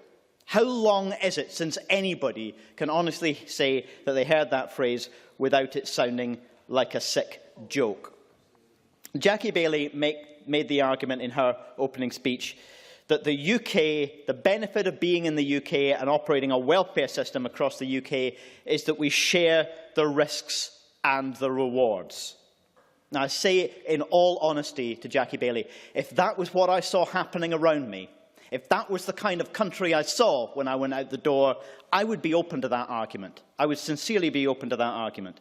But really, as we take a look around us at the structure of the UK economy, I defy anyone to suggest that the risks and rewards of the nature of the UK economy are being fairly shared. And I will in a moment. I take this comment from the Oxfam briefing, which tells us that even in Scotland, the richest 100 people are worth over £21 billion, yet 870,000 live in poverty. That is not an economy where the risks and rewards are shared. Jackie Baillie, briefly, please. Would the member accept that in a recent survey, 65% of all pensioners wanted their pensions to continue to be paid across the UK for the very reason that they wanted to share the risks and rewards? Patrick Harvey. I understand the desire to share the risks and reward. I would challenge anyone to state that that is the way the UK economy works, either through the welfare system, which at the moment can only tinker at the edges, ameliorating the worst of this problem, firefighting the problem of poverty and inequality. It's not structurally changing it. Deputy Presiding Officer, in closing, I do welcome many of the principles set out for the future of welfare in the Scottish Government, in the SNP's White Paper. I do think some of it could be clearer. The language of protecting people from poverty, for example, that could be interpreted as protecting them from the effects of poverty, rather than ensuring that a welfare system exists which allows no one to live in poverty. You must close. There are other examples that we could look on in building a welfare state for the 21st century. It must be based on rebuilding the values, the empathy between human beings in the 21st century, values which have been successfully attacked for many, many years by the centre and the centre-right. Thank you very much. I now call Stuart McMillan to be followed by Elaine Murray. Thank you very much, Presiding Officer. Just last month, I had a members' debate in this chamber on food banks. And certainly I believe that some of the information that was available then is very much particularly relevant to today's debate. In that debate, there were no speakers from the Conservatives or the Liberal Democrats, although at least the Conservatives actually had the decency to apologise for not turning up, unlike the Liberal Democrats that particular day. As the motion in front of us today states, the motion in the name of the Minister states that there is currently an attack on the most vulnerable in our society from the UK Government via its welfare reforms. And we know that Westminster is out of touch when it comes to the welfare of the vulnerable, irrespective as to which party is in power. Certainly in the past we've seen disabled people with their wheelchairs chained to the gates of Downing Street when Labour were in power, and we've seen similar protests during the Tory and coalition years. Westminster politicians are simply too remote from the people that they are meant to represent. Now, I suspect that Labour members in the chamber this afternoon will actually tell us that everything will be different if Ed Miliband gets elected as Prime Minister, certainly as James Dornan was commenting on earlier. However, I do believe that's a bit hard to believe when you look at the evidence. Labour's shadow spokesperson on welfare has repeatedly stated that Labour will be tougher than the Tories on benefits. And if that's not bad enough, Presiding Officer, Labour have committed to sticking to the Tories' spending commitments for at least the first year in office if they get in. Reports from Inclusion Scotland and Citizens Advice Scotland highlight the problems facing those reliant on benefits. Inclusion Scotland are concerned that tens of thousands of disabled people have been waiting over 6 months to even be assessed for entitlement to personal independence payments. And they are also extremely concerned that the interaction between the work capability assessment regime and the conditionality sanctions is disproportionately impacting upon disabled people, particularly those with mental health issues, learning difficulties and cognitive impairments such as autism. People in benefits, as we know, usually have the lowest incomes with no savings to cover unforeseen circumstances. And even the slight delay in receiving benefits can mean that they've got no money to buy food for themselves or their children. And food banks have become an essential element of many people's lives as UK austerity measures focus their cuts on the vulnerable. In written evidence to the Scottish Parliament's Welfare Reform Committee, the Trussell Trust states that in the 11 months between the 1st of April last year and also the 24th of February this year, over 56,000 people have used one of their food banks. This is up almost 300% on the number of people who needed assistance during the whole of 2012-13.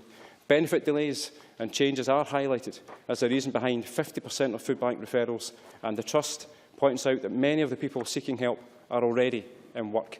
And yesterday, I visited the Inverclyde Food Bank run by the Elam Church and the Trussell Trust with Alan Smith, MEP, and Councillor Martha Campbell-Sturgis. And once again, we were told of the scale of the operation that they have. They've now fed over 4,000 people, of which 1,200 have been children.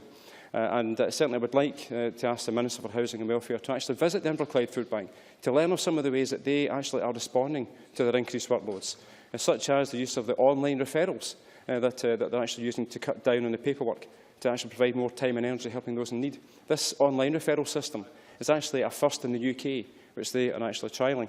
But yesterday, one of the most poignant lessons that I learned was one of the other things that they're doing at that particular food bank is that they're working in tandem with Inverclyde Council, and they've got school children coming in.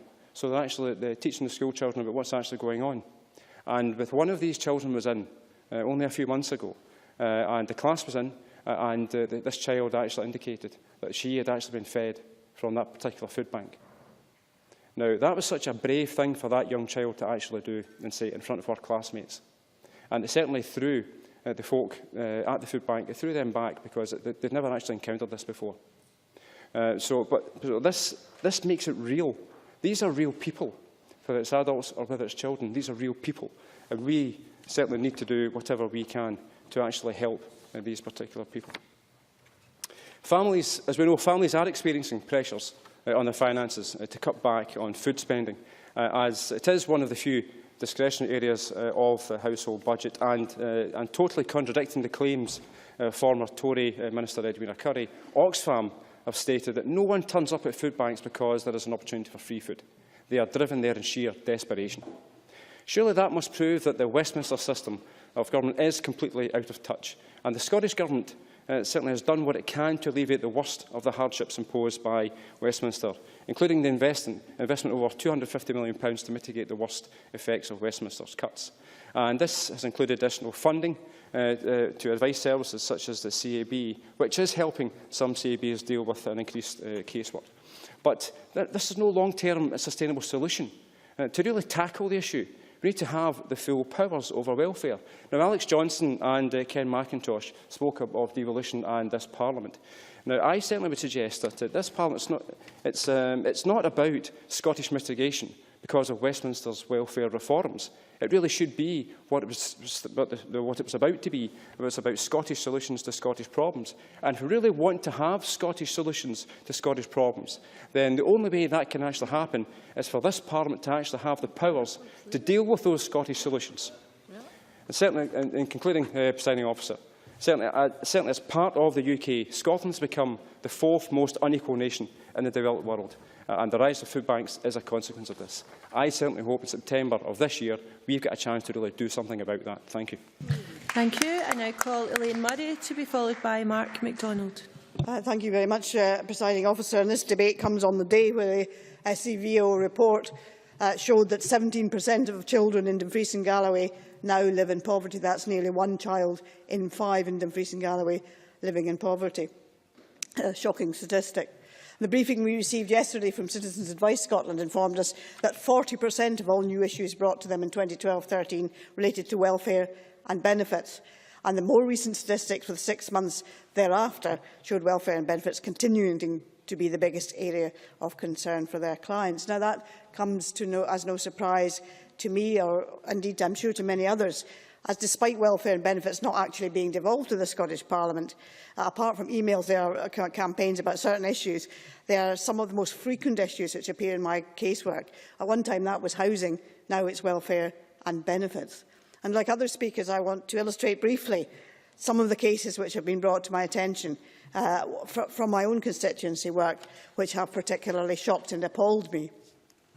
A severely disabled woman, for example, a woman who had been disabled from birth, but who had worked prior to an accident which had badly exacerbated her disability.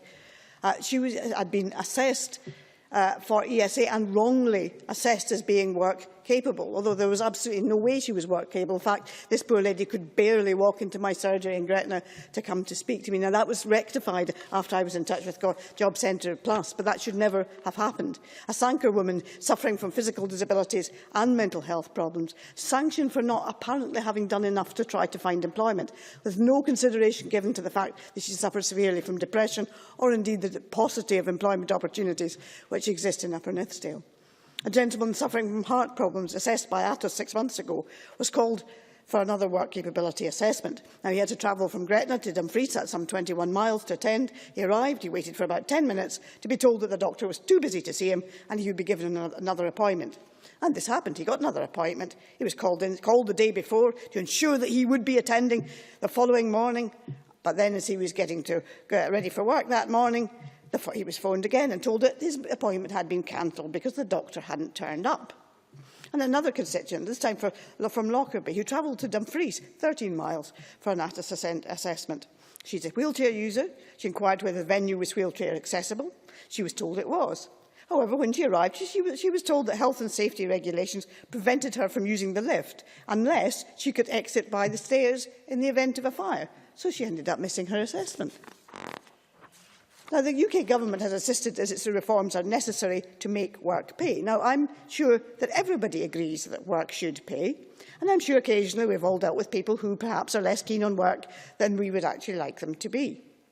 And I also agree that the welfare system was overcomplicated, creating difficulty for claimants and additional expense for the state. However, the reform process so far has been little short of a disaster, highly stressful both to claimants but also to the frontline staff who have to impose those actions, who have to summon claimants to appear for assessments and so on. It's not UK ministers who are having to face the grief day after day after day. It's the frontline staff working in those offices, and hardly surprising that many of them suffer greatly from stress too. And of course there is worse to come, because when universal credit is eventually rolled out across the country with its monthly retrospective payments, things are going to get a great deal worse for many claimants. For example, I've been advised that drug gangs were targeting vulnerable people in parts of Dumfries, offering them extended credit in anticipation that universal credit was going to be piloted in Dumfries last year, as was expected. Now, as we know, that includes the housing benefit element being payable to the tenant monthly in arrears. So, if the drug dealer turns up on the doorstep on the day the monthly payment is received, what is the chance of the RSL receiving their rental payments when the drug dealer is already there claiming what they want? But if there is a positive side to the mess that is welfare reform, it is the way that different organisations, both third sector and public sector, have worked together to try to mitigate its effects. Dumfries and Galloway Citizens Advice, the First Base Agency, local churches and Dumfries and Galloway Council have been working together, for example, on the provision of food parcels throughout the region, which are now delivered to several locations. Actually, First Base had been issuing emergency food parcels for the past 9 years. Now, in the past, these were issued mainly to people who were in crisis, people who are homeless, people with drug and alcohol problems, veterans coming out of the services with various issues. But the numbers requiring emergency food parcels jumped 4.5-fold last year. And now, 60% of the people requiring this assistance are actually in work. First Base put this down to the cost of heating and petrol and the slashing of tax credits. So much for making work pay. I was pleased when the administration, Dumfries and Galloway, incidentally a Labour SNP administration, stepped up to the plate with a pledge last October that no one in the region should lose out as a result of the bedroom tax or benefit cap. Anyone this year who has suffered a cut in housing benefit due to these measures will be fully compensated, Dumfries and Galloway Council, with discretionary housing payments which are paid to April 2013 when necessary. And I'm pleased also that Labour and the SNP government eventually managed to work together on this. Now, Christine Graham made reference to my colleague Alex Rowley describing himself as a socialist, and indeed there are many of us on these benches who are proud to describe ourselves as socialists. But as a socialist, I know that there are people in England, in Wales, in Northern Ireland who are suffering because of welfare reform, who are suffering because of the bedroom tax, and who are living in poverty. And as a socialist, I do not believe it is my duty to turn my back on those people and vote for Scotland leaving the United Kingdom. We have to stand in solidarity across the United Kingdom and in opposition to the bedroom tax, to welfare reform and to poverty. Thank you. And to now call Mark MacDonald. Thank you very much, Presiding Officer. A recent article in the Aberdeen Evening Express cited Northfield in my constituency as having some 33% of children living in poverty. It's a great pity that, against that backdrop, the priority of the Council administration appears to be to try and ban Scottish ministers from entering the city instead of actually discussing the issues that really affect the people of the city, which I care about so deeply. And on the 19th of February, a number of disability rights campaigners were involved in a protest outside the Atos headquarters on Aberdeen's Union Street in respect of the work capability assessments. For those who are not familiar with the location of the Atos headquarters, it's located just across the road from the Better Together offices, which I think is a rather apt juxtaposition. But one of the things that has been highlighted to me by a number of constituents is the impact of the work capability assessment on those who have what you could determine as invisible disabilities. And they've been cited by a number of members in the debate today, whether it is those with autism, whether it is those with mental health problems, or whether it is those who have suffered brain injury. It is, on the face of it, superficially, these people do not appear to have a disability. In many cases, on many occasions, they can present themselves as being fully functioning at the point that they are perhaps being assessed. But because of the nature of their disability, they have peaks and troughs. They require adaptations to a workplace that are not always readily identifiable at a work capability assessment. And many of these people are finding themselves having to go through the humiliation, and it is a humiliation, of the work capability assessment, followed by the subsequent humiliation of having to appeal that work capability assessment when it assesses them as fit for work. But it's not simply the fact that they are then successful in their appeal and it then goes away. It is the fact, as has been pointed out by other colleagues, they are then expected to go back again, as if somehow the autism or the brain injury is going to go away. And I have to say, I find it particularly galling to listen to Mary Scanlon saying, oh, well, if only the NHS looked after people with mental health problems better, we wouldn't have to hit them with sticks as part of the welfare reform agenda. Frankly, that is an abrogation of responsibility from Mary Scanlon for the impact that her welfare reform agenda, which she is a fully paid-up member of, is having on people with mental health problems in Scotland. And I thought Alec Rowley made quite a measured contribution to the debate. But one of the things I would say to him is that he held up the 1945 welfare state and spoke about how it was an example of the pooling and sharing of resources across these islands. Yet, since 1999, the National Health Service, which has been held up by many as the shining example of those 1945 reforms, has been entirely in the gift of control of this Parliament. And I listened to his party leader in a Radio 4 debate from Bearsden talking about the fact that it was good looking at what was happening to the National Health Service south of the border. It was good that we had control of the NHS here in Scotland because we could protect against that approach being taken here. Yet the same argument applies to social protection in the form of the welfare system because of what is happening as a result of the reforms that are being imposed by a government that Scotland did not elect. And I say that to the Labour Party that I can understand their desire to have us take a leap of faith and say in 2015 we vote Labour and everything will be all right. The difficulty is that we tried that experiment in 2010 as a country. Scotland voted Labour in 2010 and we ended up with the coalition in power. So saying Scotland just needs to vote no and then vote Labour is no guarantee whatsoever that a Labour government will come in. And even if it did, the lessons of the Labour government coming in 1997, where they retained Tory benefit cuts, one of the things which caused Malcolm Chisholm to resign as a minister, ought to teach us to be very cautious about looking to that as a potential resolution in the future. But even if we were to take their argument that this Parliament should be about the mitigation of welfare reforms, you know, the solution when you walk into a room with a leaking roof is not to say, well, I'd better just chuck down some buckets. And that's the approach that the Labour Party appears to take. It's entirely about mitigating things that happen elsewhere, rather than having the powers and the control here to tackle things. Kevin Stewart and Christian Allard spoke about Aberdeen and spoke about the issues of poverty amidst plenty, and I've touched on that in terms of Northfield Crisis, who Jamie Hepburn mentioned, have sent me information that as a result of the local housing allowance being increased only by 1% in 2014-15 and 2015-16, against a rental rise in private rents in Aberdeen of 8.2%, and a one-bed rate increasing by 11% in Aberdeen, demonstrates that there could be a real challenge ahead in terms of homelessness in that city. And I listened to Alec Johnson lecturing us on the issues of overcrowding, as if somehow oblivious to the fact that his government, in the Tory government of the 70s and 80s, was entirely responsible for the shortfall of housing that we have available in the social sector because of the right to buy, where family-sized housing was sold off at an absolute discount that did not provide enough money to local authorities to be able to replenish their housing stock. And he should share and shoulder the responsibility that his party holds for that. But I have to agree with Patrick Harvey around the narrative, presiding officer, the powerful convincing the powerless that it is each other who is to blame. Those who have never had to want for anything in their lives claiming and lecturing those who are living hand to mouth. It is particularly galling to watch, and to watch those who are in in-work poverty being told that the people to blame are those who are in abject poverty.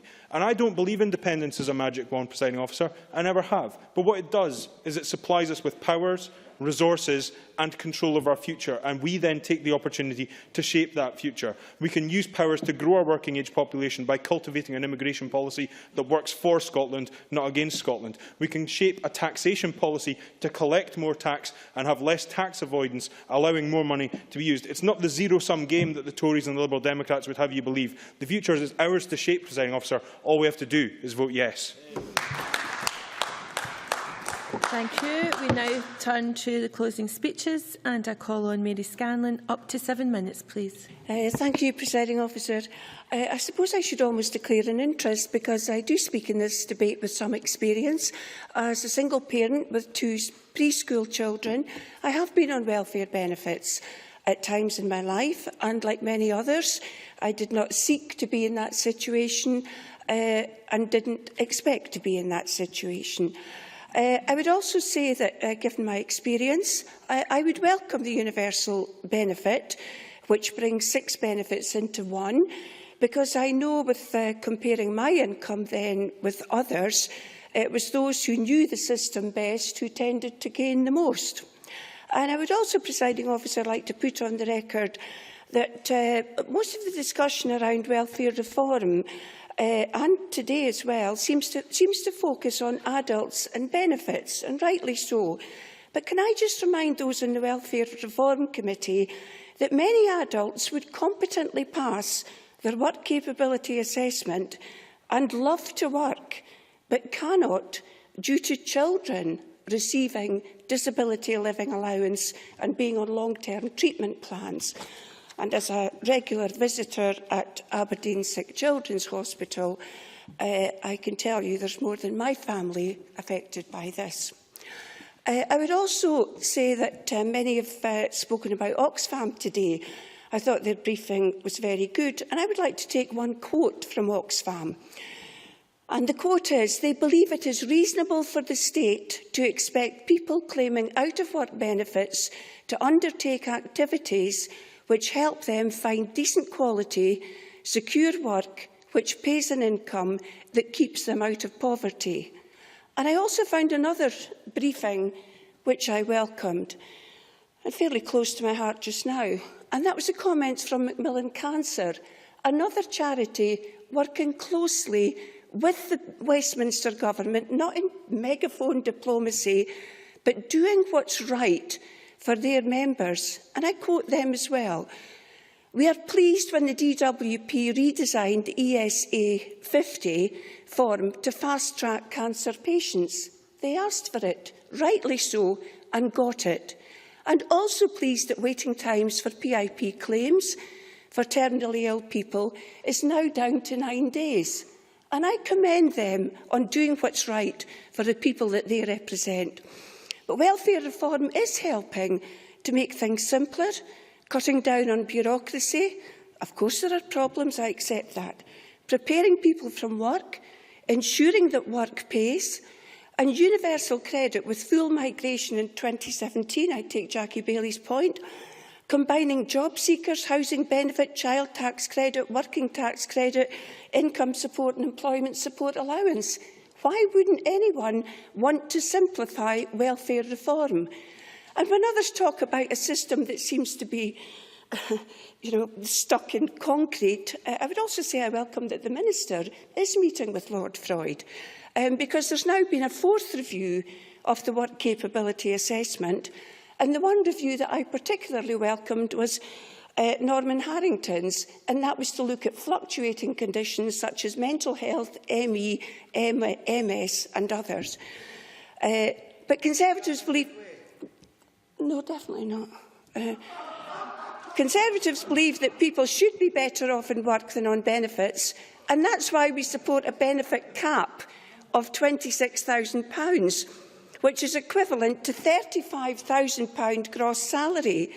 And given that the average wage across Scotland is around £23,000 and in the Highlands and Islands £21,000, the benefit cap is still considerably more than many people earn in work. And yet I'm still waiting, I keep asking my colleague Alec Johnson, are the SNP in favour of a benefit cap? And I trust that the Minister will mention that when she sums up today. But although Margaret Burgess and Mark MacDonald dismissed the issues relating to mental health, I did welcome what John Mason said. And I welcome the fact that John Mason is working with the Scottish Association for Mental Health, and I think he did bring an understanding about mental health today, because 43% of people on benefits have a mental health problem. And there's a long way to go. There's a 26-week target for children, but really early diagnosis, early support and respect and dignity in treatment would go a long way to helping people stay in work when they're initially diagnosed, rather than... I think I'd rather have Kevin, if I had a choice. Kevin Stewart. Mrs Scanlon mentioned cutting down on bureaucracy. Does she not think that one of the wisest things to do would be to stop having work capability assessments again and again and again for people with chronic progressive illnesses? Mary Scanlon. I think that's the reason for the 4 reviews, and I do think that's a positive point, and I do think it's something that is being taken on board. I realise I'm sort of running out of time. I would like to say I very much welcomed Alec Rowley's speech, and it was because it was a speech about jobs and support for people to get into work. And I would remind Kenneth McIntosh, Kenneth said food banks are springing up everywhere. Well, the food bank, the Trussell Trust, was set up in the year 2000. They are doing wonderful work, but they didn't suddenly come into being with welfare reform. And the Blytheswood, I've got less than a minute, Blytheswood Christian Charity in the Highlands was opened its Inverness Centre in 2005. And I would also say that Fair Share was set up in 1994. And I think Fair Share is worth my final mention because not only do they focus on fighting hunger, but tackling food waste and also providing training and education around the essential skills for life. So I just, in my final few seconds, I would welcome the Minister telling us what their support is or isn't on the benefit cap. I would like them to answer the questions that Willie Rennie raised about the increase in welfare. What are they going to do for pensioners? And what is the similar programme in Scotland to the Troubled Families programme that is getting hundreds of millions of pounds through the Westminster Government in England? Thank you. I now call in Michael McMahon, and I can give you up to 9 minutes. Thanks very much, Deputy Presiding Officer. Well, we wait for some time for a welfare debate to come along and then to emerge on the business programme in the space of a week. So I'm closing this debate on behalf of the Labour Party today and look forward to opening the similar debate next week on behalf of the Welfare Reform Committee, when we will hold a debate which we'll have scheduled for some time, but we'll have in that motion one which is a bit more consensual than possibly the one that we've had today. Now, concern over welfare cuts, concern over sanctions, cuts that are punishing vulnerable people, I think it's absolutely right that the Minister should have those included in her motion today. They are right to have concerns over the rollout of universal credit and fears over the effect of the change from DLA to personal independence payments too. But why no mention of job creation and the role that the Scottish Government has to play in helping people out of welfare dependency and poverty by the creation of jobs, and more importantly, properly paid jobs? We heard this morning at the Welfare Reform Committee the spokesperson who was there on behalf of Fair Share explaining how many people are dependent on the work that they do, who are actually in jobs, who are on low incomes, who have families that they can't provide food for themselves, and who have to turn to organisations like Fair Share. So there's a huge amount of work to do in relation to families where there are people in work. And there are some responsibilities that the Scottish Government has got in relation to that, and I think it would be useful to hear from the Minister when she's closing just exactly some of the examples that she can provide where the Scottish Government recognises that of itself benefits or complaining about changing of the benefit system is not necessarily the only thing that we can discuss when we're discussing welfare. We have to also discuss, as Alec Rowley did, the need for jobs. and not just jobs that tick a box, but ones that pay a salary on which people can actually live. And I agree with Ken McIntosh on the need, therefore, to use instruments like the procurement bill to raise income and to protect people who are in work.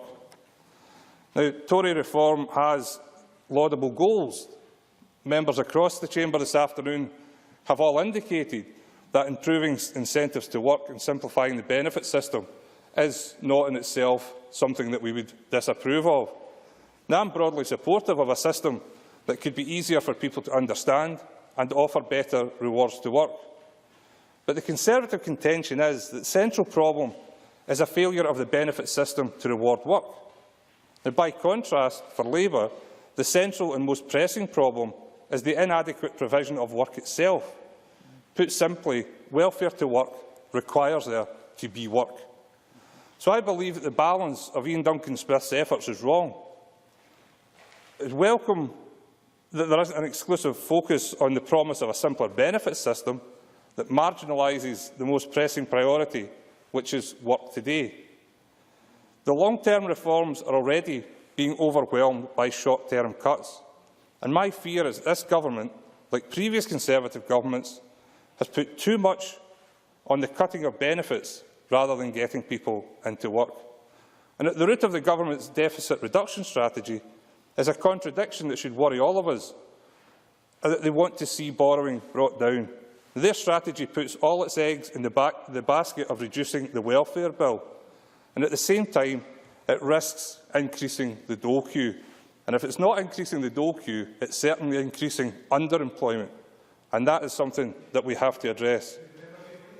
The member not recognise that in Scotland we've had 130,000 jobs since 2010, 1.4 million across the UK. The government's economic strategy is showing early signs of working. Does he not recognise that? No, I think I recognise that it's introducing far too much dependency on zero-hour contracts. It's putting too much emphasis on part-time work. It's not doing enough to actually create full-time, meaningful, properly paid jobs. But we've been here before. We have been here before.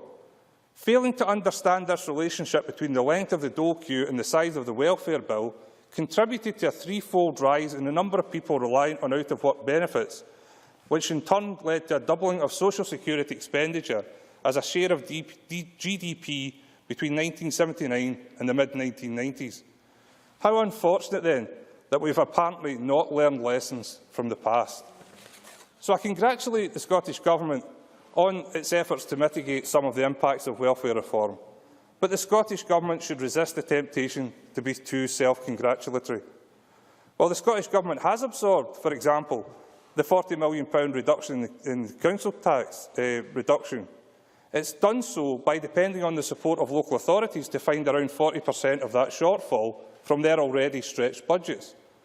The Labour administration in the Welsh Assembly found 100% of the devolved reduction, while a number of Labour-led councils across England, according to the Sheffield Hallam studies, found the reduction passed to them from their own resources. And the Minister is correct that ATOS have been administering the assessment regime, and we have been right to criticise the way that the ATOS have conducted their affairs in relation to delivering on behalf of the Department of Work and Pension. But we also have to recognise, and I think members across the chamber fail to do this, that it will be Salus who will administer the new PIP assessments and make a profit, just as Atos did, from that process, which will then be turned to the NHS in Scotland. Now, if the Scottish Government were at least honest on this, it would provide us with more grounds for agreement on how we can tackle the impact of the change that they are now helping to implement. And the role of the Scottish Government is there also in relation to the general practitioners. They have got a central responsibility in delivering further medical evidence. It's part of their GP contract, and yet we've had evidence at the Welfare Reform Committee that only around 50% of GPs are complying with their contract. Now, that is a Scottish Government responsibility. So, again, we can congratulate the Scottish Government on setting up the Scottish Welfare Fund, but as Jackie Baillie pointed out, and Siobhan McMahon pointed out, problems are emerging which have to be addressed. Yes, there's been an increased demand, and yes, there's been an increase in the number of receipts for people when their claimants are processed. However, payment awards are reducing, and the increase in referrals from the Scottish Welfare Fund to food banks is increasing. Now, at the committee evidence we heard this morning, we were told that we must not allow food banks to become part of a system and an aspect of the government resolution to the problem of food poverty. Food banks are not and cannot ever be an extension of the welfare system. The Scottish Government must therefore be very careful that the operation of the Scottish Welfare Fund does not draw food banks into that system.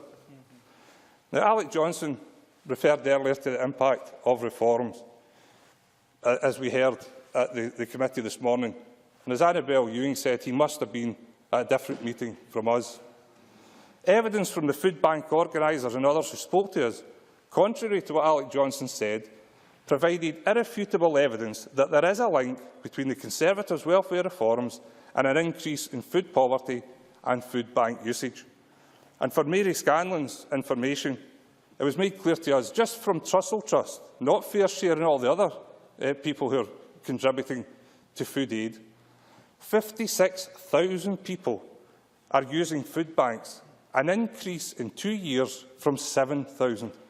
To say that there isn't a link between food bank usage and these welfare reforms defies any sort of logic that you can come up with. Can I ask you to wind up, Mr McMahon? Yeah. So we have huge issues to address. There are lots of things that we have to do. I've suggested a couple of areas where the Minister could respond positively to us, and there is much work to be done. Where the Government get it right, we will support them, but don't expect us to be uncritical of what the Government is doing in mitigating welfare as we move forward. Thank you. Thank you. I now call Margaret Burgess to wind up the debate. Minister, you have till 5 o'clock. Thank you, Presiding Officer. It's been an interesting debate, and I would thank everybody that's contributed to the debate. And I think all the stories we heard from members from their constituencies and from the stories taken to the Welfare Reform Committee, it very clearly states that there is something very wrong with the current welfare state. These are not isolated cases. We've heard it from Aberdeen to Dumfries and Galloway, where the same problems are arising. So there is a real problem with the welfare state and the reforms, and it clearly, and Michael McMahon has just said it, that there's clearly a connection between the benefit reforms and the tough sanctions regime and the increase in people using food banks in Scotland. I'll try and address some of the other points that have been made, because there were quite a number of wide-ranging points made, and I think one was about work. And of course, and I said it in my opening speech, that of course work should pay, and we need to have meaningful work for people to get them out of the poverty trap, but we also require to have a welfare system that supports those that can't work. And alongside supporting the Scottish Government's commitment to people remaining in work, we're adding 125 hours for early learning and childcare through the Children and Young People Bill, up to a minimum of 600 hours a week a year to improve outcomes for children and support parents to gain employment, education or training. We're taking action to expand childcare to the most vulnerable 2-year-olds. We'll extend our childcare offer. And this, coupled with what else we're doing, will help tackle child poverty, and Jackie Bailey mentioned child poverty, which is a concern, a big concern for me. And child poverty has come down since devolution. It's come down from 28% to 15%. No, to 15% where it is now. I hear Ms Bailey, Presiding Officer, saying in her time. No, in our time as well, child poverty has reduced, but we can't ignore what the Institute of Fiscal Studies are saying and what Child Poverty Action are telling us, that this will increase by 50,000 to 100,000 under the current welfare reforms, and that's simply not acceptable. I'll give way. She knows that I welcome the expansion of nursery education for 2-year-olds, something that we've been pushing for some time. But can she provide an explanation as to why the universal child benefit commitment that was given last year in January's debate on child poverty is not included in the White Paper? Minister. I've explained the White Paper clearly indicates how we are going to take welfare reform forward and what we intend to do with a welfare state that will look after all of our citizens, a welfare state that we will all have a stake in, because that's what it should be. And I think it was Patrick Harvey said about Together. A welfare state is not just for other people, it's for all of us. We put in when we can, we contribute to it when we can, and when we need it, we get back out of it. And that's our contract with government, and that's what a welfare state should be. I want to say there's been a lot of criticism about the Scottish Welfare Fund. I would like to say a couple of things about the Scottish Welfare Fund. The Scottish Welfare Fund is a new fund. The Scottish Welfare Fund was agreed, went through the Welfare Reform Committee. We widely consulted our stakeholders on what should be included in the Welfare Fund and what should be in the guidance. It was new for local authorities. Local authorities are the ones who deliver the fund for the behalf of the Scottish Government. It is localised. And the take-up, since we have amended and listened to suggestions, the take-up of that fund is increasing. And it's very clear that had we not added the £9.2 million to the fund, that fund would be exhausted by the end of this year.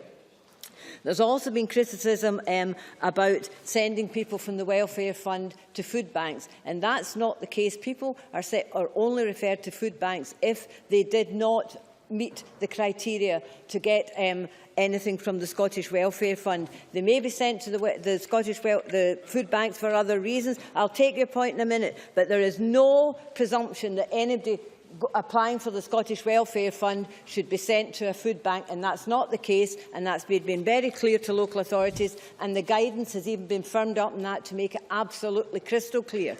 And in terms of sanctions, the Scottish Welfare Fund cannot make regular payments to everyone who is suffering a benefit sanction. It is not possible. There just simply is not enough money to do that. But what it can do is can pay out at that crisis time. And again, we've looked at the guidance, and we've made that again very clear in the guidance to ensure there's consistency in that. But clearly, the Welfare Fund cannot pay out weekly to everyone who's suffering a benefit sanction. The money is just simply not there for that. I'll take Michael McMahon. Thank the Minister for taking the intervention. Can the Minister accept that I attended a conference as the convener of the Welfare Reform Committee a few weeks ago, where there were money advice workers and welfare rights officers questioning officials from the Scottish Welfare Fund as to why people were being referred, partly receiving funds, but also partly being directed to the food banks for almost a top-up, and why briefings have been given which indicate that that is an instruction that's been given to Scottish Welfare Fund officers. Minister.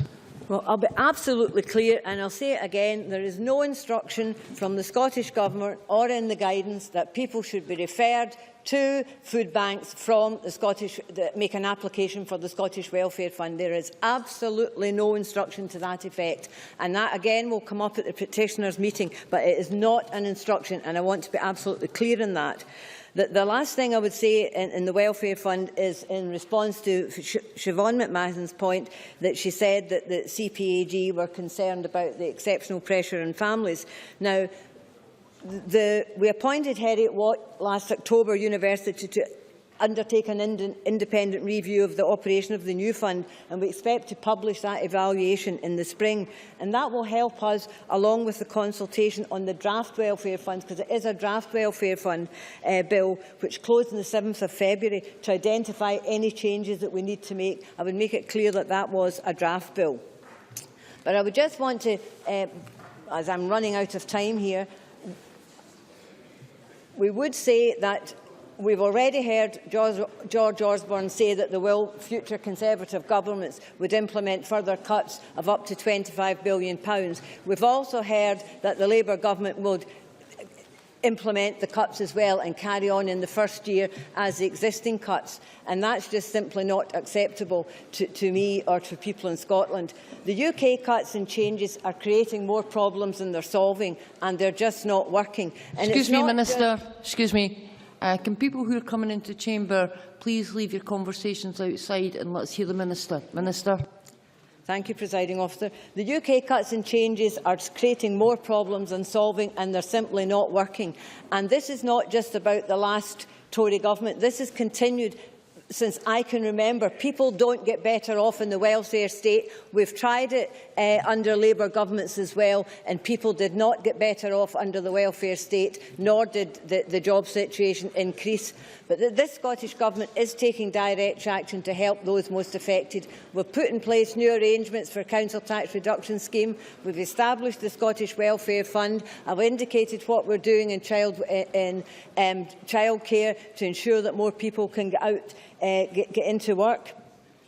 And I said if we hadn't topped up the scheme, it would have been exhausted for the Welfare Fund. We're not complacent, and we've rolled out more and more about the Welfare Fund.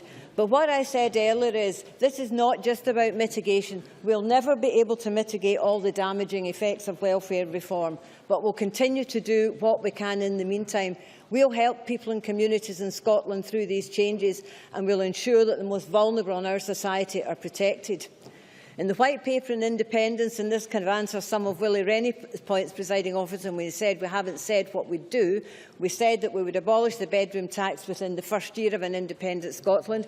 We'll halt the further rollout of universal credit and personal independence payments. We'll separate housing benefit from universal credit and pay it back to landlords if that's what the individual wants. But what I would say is that independence would allow the Scottish Parliament to make decisions on welfare to ensure that Scotland's people have a social security system that best meets the needs of Scotland's circumstances. And key principles underpinning this government's approach to welfare in an independent Scotland will be we contribute to the welfare system we can access it when we need to. The system should be fair, transparent, sympathetic to the challenges faced by people receiving benefits, respecting personal dignity, equality and human rights.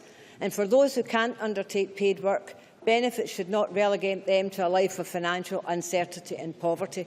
Benefits must support a standard of living that ensures dignity and enables participation in society. But to turn those principles into reality, we need to have all the powers and resources here in Scotland, and only with independence will we have that platform. But I want to be clear, Presiding Officer. The UK reforms are not of our making. They're causing upset and distress across Scotland. They have no place in the type of country Scotland aspires to be. But let me also be clear. No one in this chamber or outside it should ever imagine that it's enough for this Parliament just to get permission from Westminster to handle welfare, to be left to divvy up Westminster's last budget for welfare provision. In this year of all years, such an offer would fall well short of what Scotland needs and what Scotland demands. Only with full powers over Scotland's finances and the rebuilding of our economy will Scotland's Government and this Scottish Parliament be able to deliver the fair, effective welfare provision that this country needs. And, Presiding Officer, that can only be delivered with a yes vote. That concludes the debate on responding to welfare reform. The next item of business is consideration of motion number 9210 in the name of John Swinney on the Deep Sea Mining Bill UK legislation. I call on John Swinney to move the motion. For move, question on this motion will be put at decision time, to which we now come. There are 4 questions to be put as a result of today's business. The first question is amendment number 9209.3 in the name of Jackie Bailey, which seeks to amend motion number 9209 in the name of Margaret Burgess on responding to welfare reform, be agreed to. Are we all agreed? No. The Parliament is not agreed. We move to vote. Members should cast their votes now.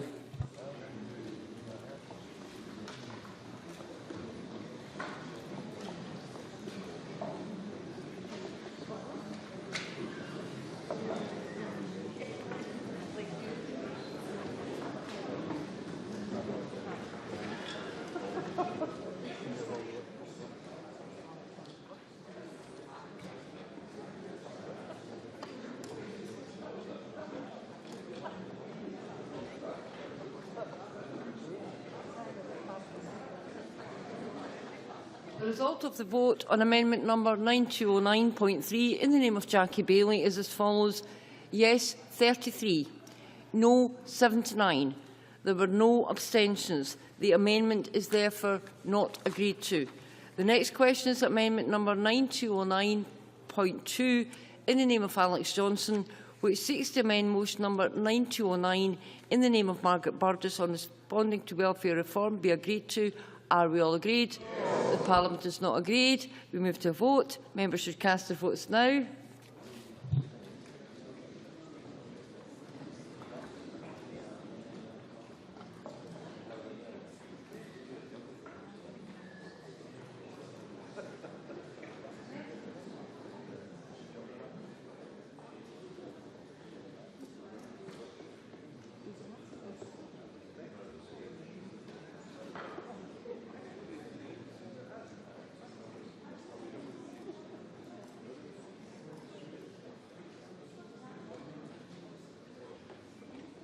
The result of the vote on amendment number 9209.2 in the name of Alex Johnson is as follows.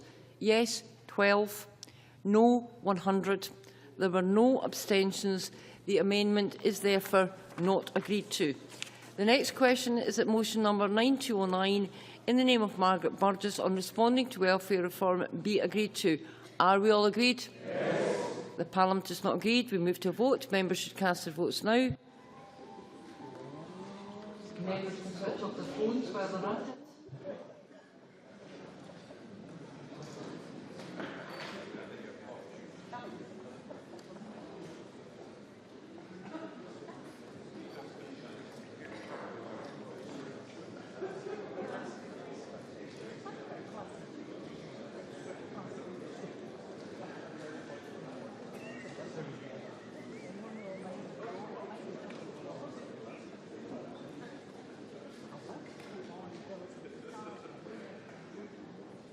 The result of the vote on motion number 9209 in the name of Margaret Burgess is as follows. Yes, 63. No, 16. There were 33 abstentions. The motion is therefore agreed to. The next question is that motion number 9210 in the name of John Swinney on the Deep Sea Mining Bill UK legislation be agreed to. Are we all agreed? The motion is therefore agreed to. That concludes decision time. We now move to members' business. Members who leave the chamber should do so quickly and quietly.